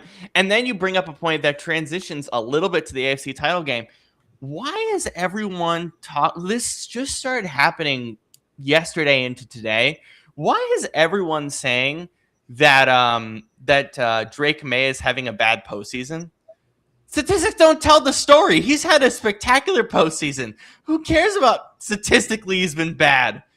What are you guys talking about? I need to look this up. So do I. Because it was on NFL Network this morning. It was on NFL Network this morning. He had a poor postseason. I was like, what are we talking about? Wait a minute. Statistically, this last game, he had 101 passer rating with 3 touchdowns to 1 pick. Yeah. Against a great defense. I don't even see, except for his completion rate or except for his completion percentage. I don't even know what bad stats they're talking about. Well, they're talking about the completion percentage. They're like, he's been playing like crap. The Patriots beat reporter asked him. A Patriots beat reporter asked him, "Hey, you're not playing well. How do you feel about it?" He's like, "I don't care. I'm just slinging it out there." What do you mean you're not playing well? Wait a second. My guess is that what they're talking about is the 4 fumbles and the completion percentage. That's my guess. Who cares? Well, here's the thing. Well, I kind of care about 4 fumbles, but go on. No, the 4 fumbles, I care about it too. But at the same time, it's like you won the damn games because of him. They're winning games pretty much off of his late game heroic. Like some of the throws he's making late. He might get beat up for 3 quarters, but he's hanging tough in there, taking shots while throwing the football, and then he's making the big throws when he has to. That's the difference. And by the way, what do you expect from a young player in a postseason? It's not easy. It's not easy. It's his first postseason run. He's a second-year starter, and on top of that, this team wasn't even expected to make the playoffs this year. And they're at home. And I don't think it's a stretch to say he easily has the weakest offensive roster around him left in the playoffs. Exactly. So what's this discussion about? He's playing bad. He's playing phenomenally. He just beat statistically 2 top 5 defenses in the NFL this year. The Chargers were ranked 5th, and the Texans were 1st. He threw 3 touchdown passes against the best defense in the NFL this year. What the hell are we talking about? He's not playing well. It's his first postseason, and he's winning games. But I wish I could find the quote because that's weird. Anyway, go on. I will also. Guess what? I didn't. It's one of those things, Scoop, where when you do and I do prep for this show or on Sunday. Yeah. It's one of those things where it's like people can be so stupid. I don't even want to acknowledge it.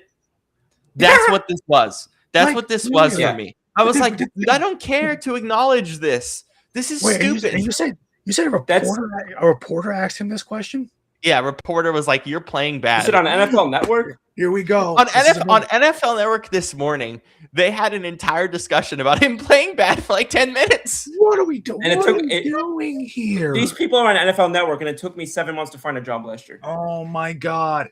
I mean, I've been out of school for 4 years at this point. This May will be 4 years. Yeah, this will be 4 years. I don't understand how I don't have a job in this field, and the idiots that are on TV every day making $250,000 plus a year are allowed to be on there because there's no logic. There's no logic. No, it's. By the way, I said this. Apparently, it pays to be loud and wrong. Anyway, what were you saying, Rob? I said this kind of stupidly, but I kind of believe it. This is interesting. Go on. Here, Drake May has the best ball I've seen since like Tom Brady. The way this guy throws a football, dude. The way this guy throws a football. But I'm gonna get to the point. The way this guy throws a football, I would be stunned if he's not a Hall of Famer when he retires. Oh wow! Bro, this guy's nasty. This guy, if he doesn't make the Hall of Fame, just off stats alone, by the way, speaking of, we're talking about statistics, just off stats alone, I'd be stunned. He's 2 years in. I think this guy looks like a Hall of Famer. The way this guy's throwing the football is ridiculous. It's ridiculous. I didn't mean oh wow in the sense that I think that's a crazy take. I just meant oh wow in the sense that we're 27 games into his career. That's all I meant. No. And by the way, is it kind of dumb to have that thought 27 games into his career? Absolutely. But I can't watch it. I can't watch it and not think that. I can't watch it and not think that. I don't think it's dumb. I said a few weeks ago that when we were rating quarterbacks or ranking whatever we were doing, we were talking about QBs. I said he was one of the best that I was watching in the NFL in terms of both running and passing. I remember really quick, Brandon. Oh, sorry. I have to do this, and Brandon's gonna back me up on this. I remember his first season when we were doing podcasts for his first season at our previous employer. We were like, "Oh crap, this guy's gonna be special." You remember that, right? Yeah. We were like, "Oh crap." That Tennessee game that he had where he scrambled forever and nobody was open, and he flung it into the end zone, and it gets caught for. I'm like, there's a difference between what he did to shake defenders off. He almost got dragged to the ground for a sack and still threw it into the end zone for pretty much a game-winning touchdown. And mind you, it was a Titans. Caleb did it in the playoffs against the Rams. But I looked at Drake May, Caleb Williams does it, but he's got a lot of talent around him. Drake May did that with no talent on that offensive side of the ball whatsoever last year. And when I saw that play, I was like, okay, there's something here. If you get him a good coach, you get a guy that believes in him, is going to build around him, and that team, they're going to go places. And when coming into this year, just literally from pretty much the first game of the season, it was just like, damn, this kid can throw. And it's like he can make this is going to sound cliche, but it's true. He can make every throw on the field. He can make every tight window throw. There's throws I've seen him make like many times this year. I think more than any other quarterback I've watched, where I'm like, how did that ball get into that such a tight window like that? And I'm like, wow, like that's it. And it's like it's a tight spiral. He's not throwing wobbly duck passes. Like he's got zip wobbly on the duck.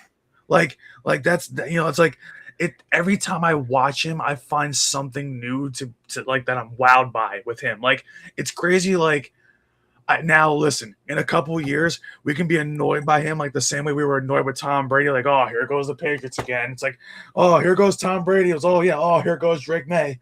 Like, but at the same time, it's like Tom Brady also had a really good roster around him. Drake May doesn't have that right now. At least not yet. Anyway, like Brady kind of more or less inherited one, but May is doing it right now without a roster. Can you imagine if they gave him a better that's the roster? thing. I mean, at least in the very beginning, I think this was overstated late in his career, at least in the second half of his career. But at least in the first several years that he had a top level defense. May's team has a good defense. I wouldn't call it a top level defense. But you know what's crazy too about Drake May? And this is why I hate when people are like, oh, poor Josh Allen, poor Justin Herbert. I'm like, but those guys are turning the ball over at an insane clip in the playoffs. They're hosting their team's playoff games. Drake May, if you look at the Patriots roster versus the Bills and what Josh Allen's had over his career and Justin Herbert's rosters for most of his career, those guys have had far, far better rosters than anybody on the Patriots this year. And Drake May has won 2 playoff games against top 5 defenses. He's in an AFC title game in year 2. That's an achievement. He's an MVP candidate. Justin Herbert never was. So, he's already playing at a level that is right on par with the elites of the game. But again, it's not that. To me, it looks like a Hall of Famer. I look at him, I'm like, oh my God. He already looks like in 10 years he should be in Canton. Just the way he's throwing the football. It's insane. And have you looked like we talk about Justin Herbert got beat up or Josh Allen's getting beat up, whatever, with his quarterback runs, or Herbert's getting, behind the O-line. Drake May has been sacked like 9 times this postseason already. He's been pressured a lot more. Yeah. In 2 games, he's been under pressure almost every other snap. Guess what? He threw 3 touchdowns against the best defense in the league last week. He won the game. I don't want to hear it. I don't want to hear this kid's in his first full season as a starter, and he's already playing better football than some guys who people consider to be in the top 5 or top 10. So I like, if he has another year like this next year, he's a top 5 quarterback, period. Yeah. If he plays like this, he probably won't win MVP. Stafford's probably going to win. If he plays like this next year, he's winning MVP. Yeah. Easily. Yeah. I mean, even with the way that Stafford finished the year, there were a lot of people who thought he should have won it this year anyway. Yeah, but Stafford's gonna win it. I've seen enough media people who are voters saying they're gonna vote for Stafford.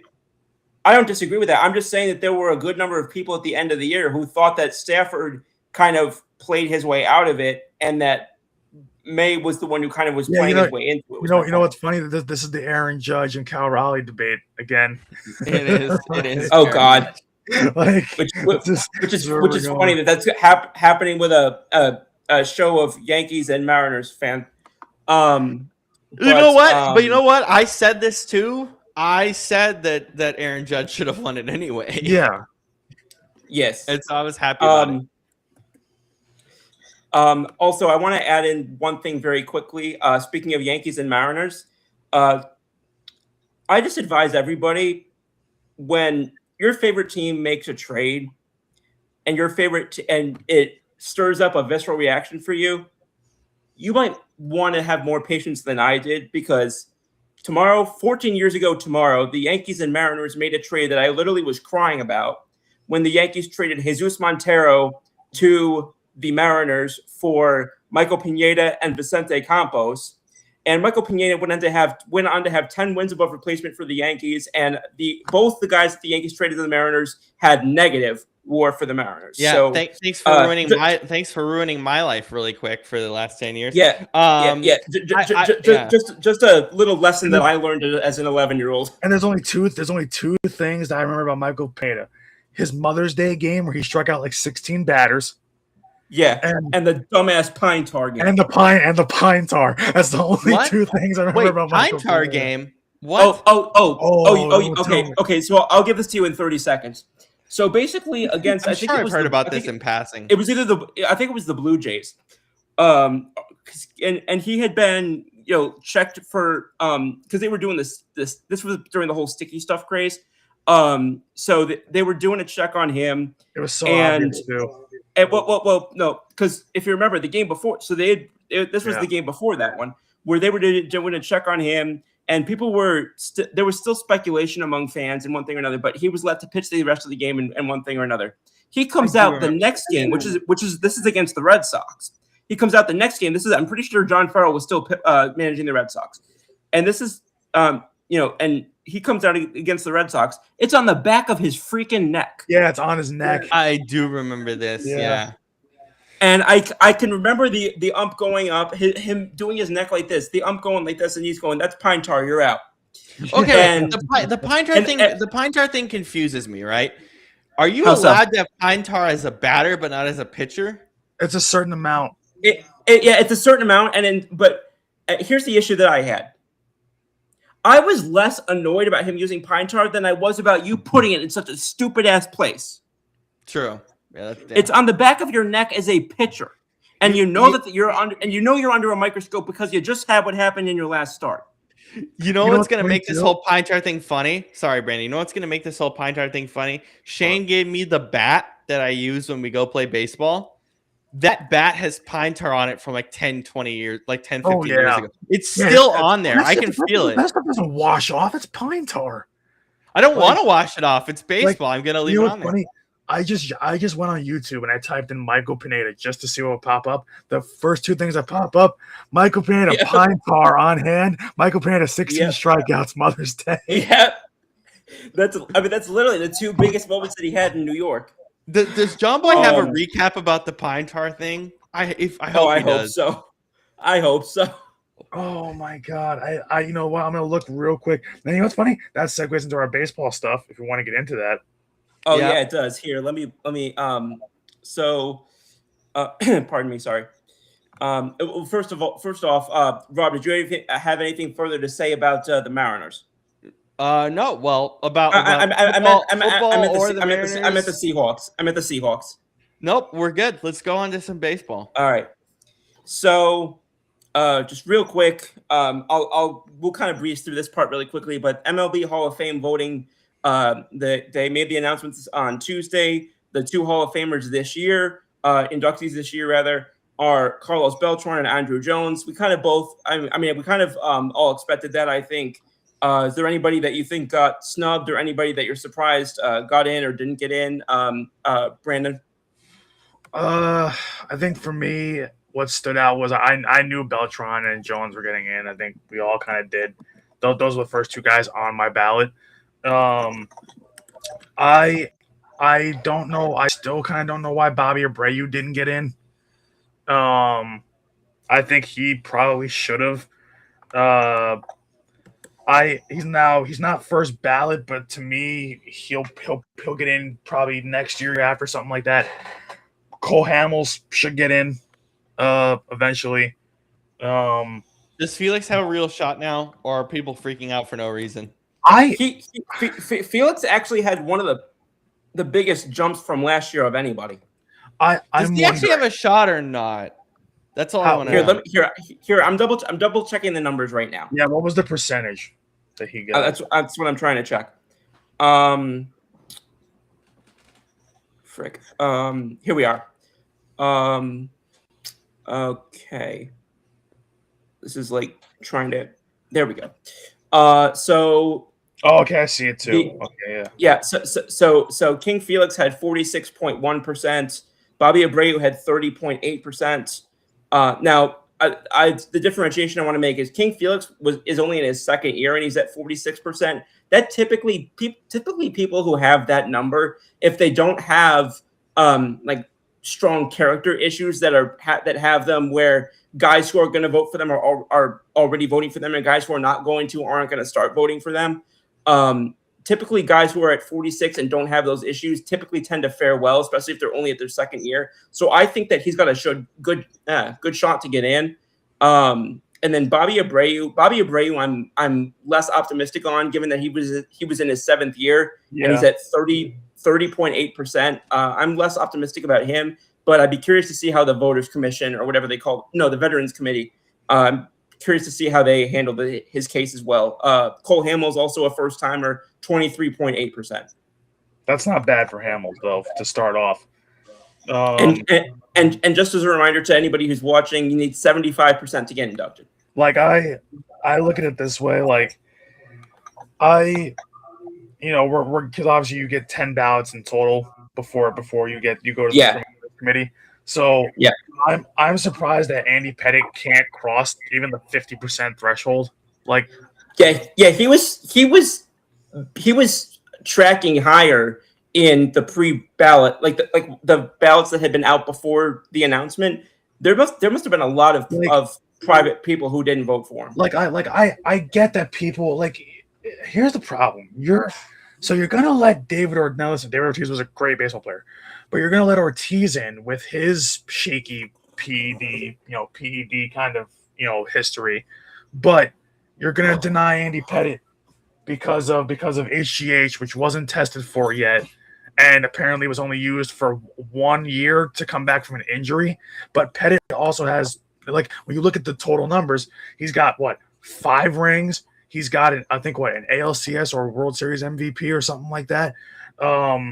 He's got He's got 250 wins, which even like we're not talking about wins for a pitcher anymore, but that's still pretty big. He has over 250 wins for a pitcher. Can I add something that I think we're wildly overlooking here? Well, Ortiz was a designated hitter, and Pettit was a starting pitcher. Yeah. And you know what else I'm thinking of too is look at career numbers with CeCe and look at Pettit. They're like in terms of WAR, wins, ERA, a lot of it's very similar. So I don't know why Andy like CeCe got in first ballot, which he should have, but I don't get why Andy has like this stigma around him. I don't get it. It's got to be the HGH thing, but I'm willing to bet if I go back and look, I'm willing to bet guys who didn't vote for him voted for Pettit. Voted for Big Papi, at least some of them. Yeah, I would think so. I can't believe that because Andy Pettit, is like you have this thing where because they will use it against him, but the thing is he didn't violate rules at the time. No, he didn't. You have to evaluate these things in the context of the times in which they happened. Like the thing is like everybody like because people are always like, oh well, because I see people make this comparison on Twitter and on social media in general. They're like, oh well, certain steroid guys are in and certain ones aren't. I'm like, well, the ones that aren't, not all of them, but 99% of them is because they're either synonymous with steroids, and they openly they've denied it and they got caught lying about it, or or pretty much they used it for a very substantial period of time. Yeah. Like you know what I want us to do in the off season for this show in particular. Have you guys ever seen this came out during COVID, the 30 for 30 on Lance Armstrong? Yeah. No. Okay. We need to watch that for the show because it gives us it's a very interesting thing about an entire sport like baseball dealing with steroids. And it was even worse in cycling than it was in baseball. And Lance Armstrong, while he should have been scapegoated for certain reasons, he also was scapegoated for a lot of reasons. So we should talk about that. But yeah, no, I hear what you're saying with the Hall of Fame stuff. I was just very curious about Felix getting this giant bump, obviously here locally. Yeah, and like I said, it does look like he's tracking to get in. And then if that's all anybody's got on that, then I was gonna jump in and talk about something that I think is really significant, not only for now, but what's potentially going to be coming in the next 12 months and beyond in Major League Baseball. Did the Kyle Tucker deal? Had he already signed that when we were last on the air? No. Can I start with this, Scoop? Because I have a rant with the Kyle Tucker thing. Please. What? Please. What? I hate baseball. I actually hate your guys' sport. I hate it. I hate it. I love how it's our sport now. Sport. I hate it. I hate it. I hate it. I hate it so much. I think you guys are stupid. I genuinely think you guys are dumb. That's gonna get taken out of context. I can't wait for someone to clip that. I think baseball fans are dumb. I think baseball people who cover it are dumb. I think baseball for the last 150 years is dumb. I think you all are dumb.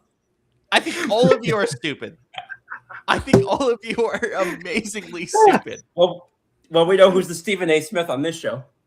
I think this is me being serious. I think you all are dumb. I think you all are insanely stupid because, guys, I come from a football background, basketball, hockey. Salary cap is just a thing. Ouch. It's just a thing. It's just a thing. Ouch. Owners spend what they can spend. They do minimum. They do whatever. Salary cap and salary floor has existed in my life since I came out of the womb. Literally, that's all I've known. So then I go to baseball, and people are like, oh. And by the way, Scoop, I don't disagree with your thought process. I'm just saying that I also, while I like your thought process, I also think it's dumb at the same time. And I'll explain why. Okay. So yeah, please. So your whole thing is you're fine. The Pirates, for example, they don't spend enough money. They don't do this. Because they have cheap owners and all this stuff. Well, guess what sport we never talk about owners? Well, we talk about it with the Bengals being cheap, but salary cap is still in place. They're cheap to an extent. So here's my issue and why I think this entire thing is dumb. The entire argument is owners should spend more money because they have a lot of money. Why? Sports doesn't work that way. A salary cap and salary floor exist to level a playing field for 30 clubs in the case of baseball, probably 32, where it says, hey, you still need to spend a minimum amount. And guess what? Those teams that spend a minimum amount, aka the Bengals, win Super Bowls or go to Super Bowls. Because the Bengals spend a minimum amount. Guess who spent a minimum amount the last 2 off seasons and is in the AFC Championship game? The New England Patriots. What are we doing, people? This entire argument of owners. Hold on, I'm not done. Sorry, hold on. I didn't mean to interrupt you. I'm sorry. Hold on, I apologize. This needs to get out. Yeah. If we have a salary cap and salary floor, yes, we will still yell about the Pirates owner being cheap, but at least you guys still have a shot to win a damn World Series with money involved. Why is baseball this open, this completely broken field of money where some owners are willing to spend a certain amount and the Yankees and the Dodgers can spend whatever the hell they want? And I get it. A lot of it, as you've said, Scoop, is on the ownership groups for saying, hey, we have billions, gazillions of dollars. We should spend more on the team. And I get the idea that owners with a salary cap and salary floor, their argument is we can't spend enough. And that argument, I think, is wildly stupid for the pieces that you just said. But baseball not having a salary cap and salary floor makes baseball inaccessible from a money standpoint. It just makes it inaccessible in so many different ways. It makes it inaccessible for fans in ways because what? I've only become a fan because guess what? The Mariners are actually kind of good. And we also didn't spend a lot of money to be kind of good, which I will go into, I guess, Scoop's point. I just think a lot of what baseball does is really stupid because it's all based on this is history and this is... Yeah, it's very traditional. It's old school. I'm going to smack my water bottle. Football has evolved. Basketball has evolved. Baseball has to a degree. To a degree. Not but guess what? To a degree. Yeah. But then purists are like, the pitch clock sucks because I care about purity. You 7-year-olds need to shut your pie hole and turn this sport into a 20 to 40-year-old fandom like me who actually wants to watch it. I love the pitch. I didn't like the pitch clock at first. Okay, that's fine. But purists are ruining this game because it needs to change. It needs to football is lapping you guys. You know who else is lapping you guys right now? This just came out 2 weeks ago. You know who's lapping you right now and you guys should be ashamed? Soccer is lapping you guys right now in terms of viewership. Though, is it not? No. I'm talking about in America. MLS is getting more interest than baseball. Insane. That's insane. In the 18 to 30 demographic, Major League Soccer, which sucks. It sucks. Bad. It's bad. It is lapping you guys right now. You have to do something. The MLB mostly makes their money because of the postseason. I get it, but you are being lapped by Major League Soccer and EPL and European soccer viewership in America. That's disgraceful. Especially to America's pastime. It's disgraceful. And it's all your fault, you 7-year-old idiots who complain about baseball being, we want it to be pure. I'm 25 years old. I want to watch baseball too. All right, there you go, Scoop. That's my rant about baseball. You all suck. That's fine. But I do also want to add that I've said in the past, I'm okay with a cap if it adds the floor with it. So your premise was on also having a floor. So it needs to have a floor. It needs to have a floor. That's a different point than I was making. I was talking about the people who said it just needs a cap and not a floor. No. Okay, fine. But again, here's the thing, baseball. You're having a lockout and you're being lapped by English soccer in America. Yeah, that's disgraceful. Yeah, that's not good. That's not good. In the 250th anniversary of 1776. In the words of George Girardi, it's not what you want. You are No, being it's lapped. not. You are being lapped by the worst commissioner in all of sports. Don Garber sucks. He's Who the even hell's Don worse. Garber? You have not seen how bad Rob Manfred really is. You know what? Rob Manfred's Who bad. who the hell is Don Garber? Okay, you're gonna love this. You think Rob Manfred is bad, which he is. He's worse than Don Garber. Don Garber is second worst. Don Garber is an idiot. He is okay. So scoop. Don Garber was the deputy commissioner under Roger Goodell in the NFL before he got the MLS job. So his thought was okay. So his thought when he started owning the MLS was, hey, you know what? Let's expand to 32 teams as quick as humanly possible when we're not ready because we want it to be the MLS. We want it to be like the NFL. Hey, you know what? While Sunday Night Football is going on, let's put primetime soccer on Fox. Excuse me? What? Who's going to watch that?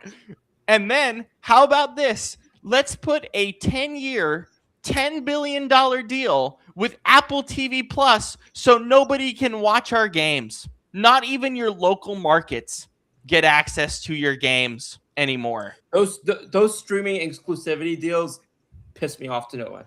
Well, that one was stupid because look, EPL, European soccer can do it because you're going to have a tough time guarding a TV audience. But for Major League Soccer, guess what? I want to watch my Sounders play on a Saturday afternoon. I can't do that. They only have access to replays on a stupid Monday afternoon. And by the way, it has been so bad because they like Adidas and Apple had to foot the bill to get Lionel Messi. Do you know how bad that is? Do you know how stupid that is? And then on top of that, the MLS in a sport where they don't have a salary cap, the MLS has a salary cap. So they can't bring people from Europe into America. They only have 3 international slots. So, yeah, Don Garber's awful. I forgot that Messi played for Inter Miami now. How did you forget that? Oh, he's been lighting it up too. He's been lighting it up too because I don't watch MLS. I only follow. But you know what's crazy is like Messi in the MLS is like Ronaldo in the Saudi league. Like they're just killing everybody because of how talented they both are. So again, no, yes, Brandon. But again, so if you guys want an owner that's just as bad as Rob Manfred, Don Garber's an idiot. So guess what? You got lapped by another idiot owner. Another idiot commissioner. I can't think of any commissioner that everybody likes. I know that people don't like Manfred, people don't like Goodell, people don't like Adam Silver, and people don't like Gary Bettman. It's not a likable position. Remember when Goodell was the most hated? Now he's like 4th or 5th on the list because the other guys are so much just worse. Anyway, so what's funny because I think Adam Silver was well liked for a period of time. Yeah, you know what ruined that? China and gambling. COVID. And COVID. Yeah. And COVID. But again, that's my rant about baseball. I think the way you guys handle money, in particular the last 150 years, is stupid. Across the board. I think it's the dumbest thing. The last 150 years. So literally since the current teams began playing. Yes. I think that is when the Braves, Cubs, and Reds started to play was in 1876. Exactly. and they were under different names. So since 1876, baseball doesn't know how to run money, and they haven't fixed it. So that's my take. I respect baseball, but you are all blithering idiots because the NFL has done not everything right, but has shown you the way and you don't follow it. So that's my take on baseball. That was uplifting. So yeah. My entire take is baseball people are idiots. That's my take. But I love how that started with the Kyle Tucker. Like, I hate Kyle Tucker, they're Dodgers, and it's just baseball's the worst sport in human history. Abolish it. Basically. And I think actually that's the first time we're in episode 99. I think that's the first time someone ever has looked at me and said your take sucks. and I respect it, honestly. Because I please don't apologize. I enjoyed that. I mean it in a loving way. No, of course. Like that's the type of fire I wanted the show to be. So I appreciated it. Baseball stinks. You all suck. But by the way, I love baseball. I love playing baseball. I love watching baseball. Yeah. It still sucks. Yeah, you all are stupid. You're like Brandon and I. We love the sport. We just don't like MLB. Yeah, exactly. You guys suck. Yeah. Anyway, hopefully that helps. One thing I'd love to do is go to Japan and take in a Nippon game. Oh man, yeah. Anyway, hopefully that's a good starting point to my whole thought on this. I come from a football background. Baseball confuses the hell out of me. It makes no sense. It's stupid. Anyway, continue. Well, I mean, soccer confuses the hell out of me too, but for just a bunch of different reasons. We'll help you with that. We'll help. World Cup's coming. This show's going to be about the World Cup. Brandon and I are taking it over in the summer. We're talking World Cup. But so the Tucker thing, from my vantage point, we knew going into this deal that Kyle Tucker, unless you were living under a rock, most places it was well documented that people had concerns over Kyle Tucker's passion for the game and Kyle Tucker, how his game would age and things of that nature. He was widely considered to be the type of player that we see in all sports, which is he kind of got by on his talent, but not much else. And so the fact that the Dodgers committed what they did to him really just, I mean, it didn't surprise me because the Dodgers, but I would not. And there were some Yankees fans who wanted us to get him, even if we got Bellinger, just because we're the Yankees. And I'm sorry, no part of me is disappointed that we didn't sign that deal. Exactly. For those who don't know what the deal was, 4 years, $240 million. So it's $60 million a year. And excuse me, he receives a $64 million signing bonus. He gets the first $54 million next month. He gets the remaining $10 million next year, which is guaranteed even in the event of a work stoppage. But most of the money is deferred, and of course it's so stupid. And I can't find the exact number, but this year I think he's getting paid something crazy. Like I think he's getting paid like a crazy low amount this year. It's actually I saw it. You know what it is? You guys want to know what the number is? It's $1 million. It's $1 million. Yeah, I was gonna say I don't know how they I was gonna say I don't know how they structured it that way, but they somehow managed. Yeah, he's getting paid like $1 million. Can you imagine walking up to spring training? Because this is part of the deal. Walking up to spring training and them being like, "Here's a briefcase of $65 million." I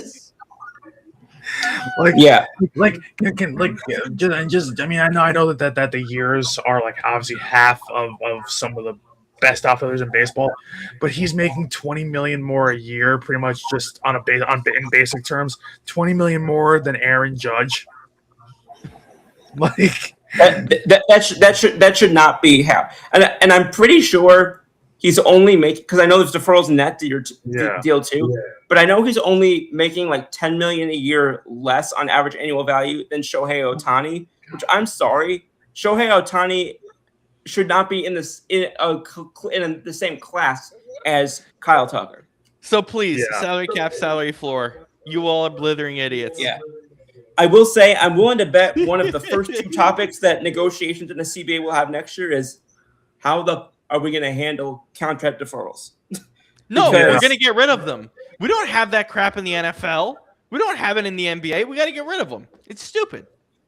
But anyway, there's all that. Isn't that part of the reason why the Mets are still paying Bobby Bonilla? Yeah, that is. Yeah. It's all deferrals. I think they're done with that now, aren't they? Yeah, they just finished it like 2 years ago. But there's another bad contract. I think that's expiring like 2032. Yeah, I can't remember which one it is. Isn't that guy in jail? I don't know. Bobby Bonilla? I don't Not know. Bobby. I think the other guy. I could be wrong, but I think the other guy you're talking about is in prison. So I think he's gained the. I can't freaking remember. I could be completely wrong, but I thought one of them was in one of the deferral guys from the 80s or 90s was in prison for a long time. Yeah, I don't remember, but it's gonna kill me. I know there's another contract. And I can't remember what the hell it is. Yeah, I'm blanking on a moment too, but oh my! Can I quickly say something about these high school these college all-star games while you guys are looking it up? Please. These quarterbacks are so bad. I can't even tell. I can't even tell who's good in their receiving core because these quarterbacks are not giving them a single chance. This is the case for all of these all-star games. Found it. I found it. Who is it? It's Chris Davis. Oh, it's Chris Davis. Chris Davis. I would not have gotten that. He's getting paid until 2037. my Baltimore, yeah. He's getting paid. Oh, and here we go. We have one, and there's one more. Oh, and so here's a couple others. Max Scherzer is still being paid by the Nationals until 2028. So that's another. Really quick. My God. He got them a World Series title, so I guess. Oh my God. Yeah, I know, but it's just funny. Before you continue, I forgot. They do this in the NBA if they cut somebody or trade them. Like Timothy Mozgov got paid by the Lakers like the last 10 years. Oh, the hell of a man. I forgot about him. Yeah. No, it does happen in the NBA, but it only happens when you get cut. Oh, and this is also the last. What they also had in the NBA was, I don't know why they got rid of this. They must have not agreed to it in the next CBA after the one in which it existed. They also had that. What the hell was the name of it? Amnesty clause, where I guess you could just get one contract off the books entirely. I think they got rid of it in the last CBA, but the amnesty clause, the amnesty clause was 2015 or 2016. Yeah, you know who was the last amnesty clause player? You guys are going to be Carlos stunned. Boozer, I think. It was Boozer, but there was a guy right before, right after it. It was the Lakers with Luol Deng, because that's how they got LeBron. They had to get out of the Luol Deng contract. There's still two more. There's still two more names on his list. One of them just got done in 2024, and that was Ken Griffey Jr.'s Reds contract. What the? Yeah. And for the Reds, who were owned at the time, I think, by Marge Schott. Yep. And then perhaps the worst owner in baseball history. And then the one that's coming up this year, because the last year this year for it, is Manny Ramirez and the Red Sox. So Manny Ramirez is still being paid by the Red Sox this year. You guys are idiots. All you suck. But Chris Davis getting paid till 2037 is so damn ridiculous that, oh my God. Like, Chris Davis. So one was a National, one was an Oriole, and one was a Red Sox. Yep. Okay. Not surprised. And one was a Red. Okay, Griffin. And one was a Red, which that has to be from under the Marge Schott regime. I think it is. Just because obvious reasons. Mind you, Chris Davis hasn't played for the Orioles since 2020, and he played 16 games in 2020. So he's getting paid for 17 more years after 2020, so 2037. So, did he retire or is he on a team? And he basically was useless in it. He basically was useless in his last 3 years playing there anyway. Yep. Okay, wait. So is he retired or is he still playing? I'm always trippy with it. No, he definitely retired. Okay. That's here. Awesome. I'm looking right now. Can you imagine just every year being paid a bucket of cash for doing nothing? His last good year was 2016. 17, he was 26 and 61, but a 215 average, 732 OPS, and only 128 games. 2018, 16, 49, 168 average, 539 OPS. Bro, I don't understand baseball people being like, Cliff. Brandon. So I don't understand baseball people being like, I don't think salary cap is the answer. I think we need a different structure entirely. What are you talking about? What does that even mean? So here's the thing. So his last season, so he retired in 2021. His last season was in 2020, but his last season playing over 128 games, like you were just saying, was 2016. And I'd barely even say that was his last good year. I'd say his last good year was 2015. That's awesome. Yeah. Oh, I hate baseball. God damn it. God damn it. And mind you, he's getting paid till 2037. We are 11 years away from that contract ending. That's probably going to be on ESPN by that point or something. ESPN might not exist by then. ESPN we are going to be men that are probably married with families. With kids, yes. Contract is done, which is so stupid. There are people that are just making their debuts right now in all sports who will have retired by then. Oh, like 2037. And wait, there was details to it real quick. Details? Oh, you have details. Oh no. Details. So yeah. That's what the show's about, details. So basically it was a 15-year it's a massive 15-year, $59 million deferral. So that's it. That's what he's getting pretty much over the next 11 years. So that's a little under $4 million a year. Yeah, Bobby Bonilla was less. Bobby Bonilla was like what, 1.2 million or something like that. Yeah. Wasn't he the first one? Wasn't he the first one who asked for a deferral because they were going to give it to him up front, and then he said, "Nah, I'll do a deferral." Wasn't that? He was one of the first ones. I think he was. Yeah, if he wasn't the first, he was one of the. Oh my God! Here's Pringles' asshole. Whoa! Oh, great! That Pringles just said everything I think about baseball right there. Even Pringles has had enough. Hello. Oh boy. I don't remember what I was going to say now.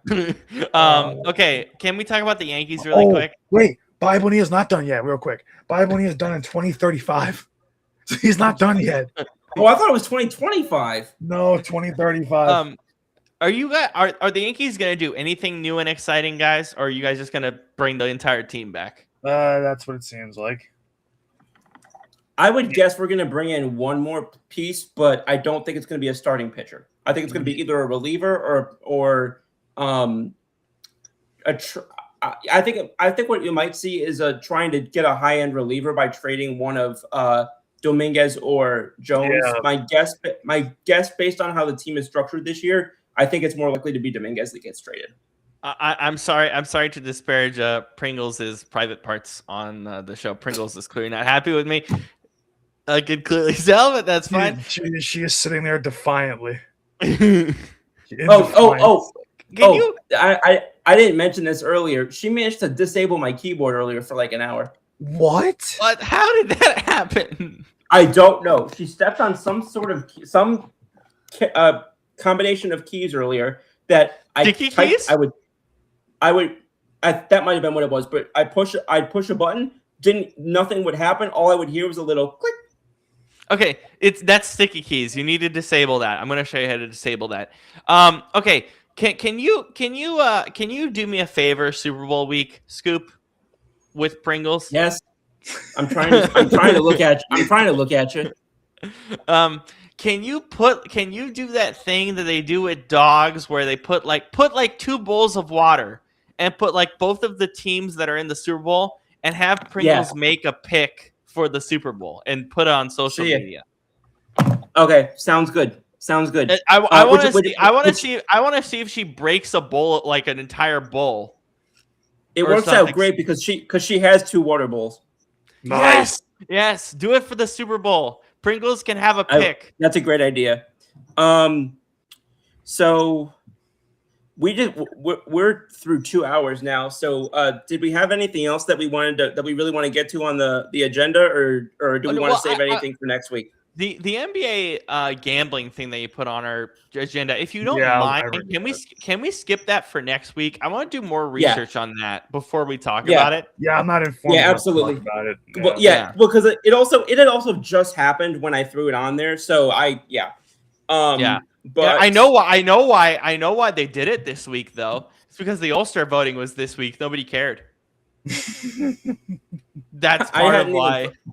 Yeah, I hadn't even thought of that. Yeah, that's why no one is talking about it, because the All-Star voting was the other day, and people are caring about All-Star and trade deadlines next week or 2 weeks from now. Yeah, I still haven't checked the results, to be honest with you.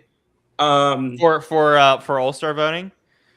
Yeah, yes. Well, I would wait for the reserves to come out, but it's the most by the books starters you would ever imagine, except the players who voted for Bronny because they don't give a shit. I thought that was hilarious. What does that mean? What does that mean? The most by the book? But it literally is the most by the book. Like, everyone that got in makes sense. I will say though. So I think it's the media gets 25% of the vote. 25% of the vote goes to players, and 50 goes to fans. I think so. Right. Players don't care that 5 players voted for Bronny James to be a starter. And I was like, this is great. I feel like Brandon remembers. I feel like Todd Frazier in 2017. Yeah, the thumbs down. Yeah.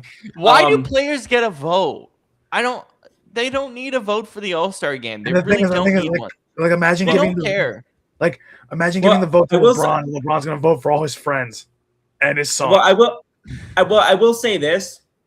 I think it being quote unquote by the book compared to what we saw in the freaking Pro Bowl, where everything was just Chicago Bears.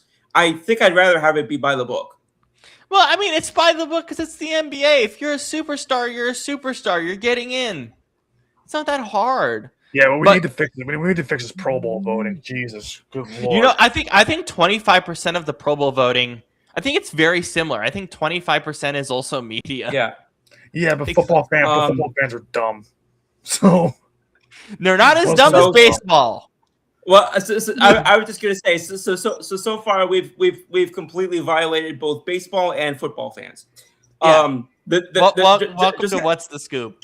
Just happens to be the two sports that this show mainly covers. But that's all I got. Real quick, for anybody who's still watching, who follows Brandon's and my Eagles, the Falcons have put in a request for general manager interview for Eagles executive Joe Douglas. So we'll see what happens there. And obviously, as we mentioned, or I don't think we mentioned it yet, but I'll just kind of say it in one sentence. The Cowboys hired as their defensive coordinator former Eagles defensive back coach Christian Park. I love that. So I love that move. I love it. That's good for them. That's good for them. Brandon, any final things from you or anything else on the agenda you want to get to, or do we want to roll it over until next week? I think we're good till next week. I mean, we've already gone 7 minutes over the second hour already. I think we're good. You know, I mean, we've raged tonight. We've laughed tonight. Like, what's that? Jimmy V saying? If you laugh, you think, and you cry, that's a full day. That's a hell of a day. Yeah, that's basically what we did tonight. Oh, absolutely. Last NFL thing, because we're not going to have time to get to it on Sunday. We're not going to have time to get to it on Sunday. And I probably want to get to it in the offseason after the research is done. Did you see John Lynch and the Niners are going to look into that theory about the power plant? Yep. Yeah. They are going to look into it. Yeah. And you know what? You know what? I don't hate it. But the thing is, I don't want to talk about it at length until we see what their results are. Well, see, that was actually on my original version of the agenda, but for that same reason, I left it off. And that's and that's very plausible because power plants. I'm making that into a pant. It's gonna break power plant over. Because power plants with radiation and whatnot, it's possible. It is very possible. It is possible. It is possible, but I do not think it's smart to cover it. I need food. We're all tripping now. Yeah, I'm gonna go eat now too. My mom's home. I don't think it's smart for us to cover that on the show without seeing what the data is going to say. Yeah. That's how I feel about it. Yeah. Oh, speaking of data, I'll throw one thing out there. One more name I'm curious about for the Philly OC opening. Former PFF employee. I don't know what his actual title was. Bobby Slowick. I know he worked at PFF for a while. I forgot about that.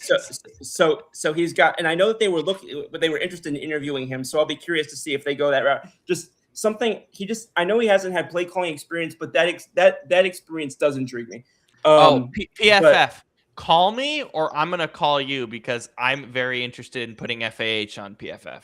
I think we would be a perfect fit. I'm just saying. I love that. I freaking love that.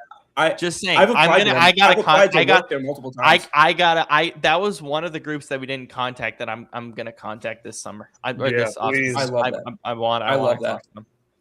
But yeah. And with that, we'll see y'all next week on January 29th, 2026, the 100th episode of What's the Scoop. 100. I have this show may look a little different next week because I do know that we have some guests who may be appearing with us. So potentially look for that. Scoop, are you buying balloons or no? Excuse me? Excuse me. I didn't hear what you said. Are you buying balloons? Buy some balloons and put it for your background. We need balloons, man. Yeah, that's well. Actually, excuse me. Sorry. Go to I'll Party City or something. But if all else fails, you know that we can customize our backgrounds, right? Yes. Oh my God. Can we get Ryan Seacrest to host the show? Oh my God. Oh my goodness gracious. I would love that. 100, that'd be awesome. As y'all can see, these things are still being worked on and talked through, but we will talk or we'll be on again 1 week from now for episode 100. I want to give one more shout out to the guys here who have helped make it all happen, and we will see you then. Until then, enjoy the week of NFC and AFC conference championship games. Good luck, particularly to Rob and our friend Shane's Seahawks. I'm already planning for the parade, baby. I'm already debating it. I'm that confident. Guess what? I'm leaving my house at 5:30 in the morning to go to that damn parade. You started talking about the Seahawks today, saying that you were scared. I admire that the confidence built up that quickly. I'm scared, but I still got to plan for that parade because I am scared. I respect it. As you guys saw last year with the Eagles, you guys almost blew the city down. I think we're gonna blow our city down. So I'll be curious to see if you guys grease your poles too. But we'll grease specifically the go sign on the pole. No, I know what they'll do. They'll celebrate by throwing fish at the markets. That's that's something that they did on the last parade. A bunch of people bought fish and were holding fish up in the air. Yeah. Oh my gosh. Let's celebrate with dead fish. Can you imagine being up in fish heaven and being like, I was sacrificed so I could be holed up at a Seahawks parade? Oh my God. I already didn't know where that was going when I heard, can you imagine being in fish heaven? But all right. We'll see y'all next week. Same scoop time, same scoop channel with Brandon, Rob, and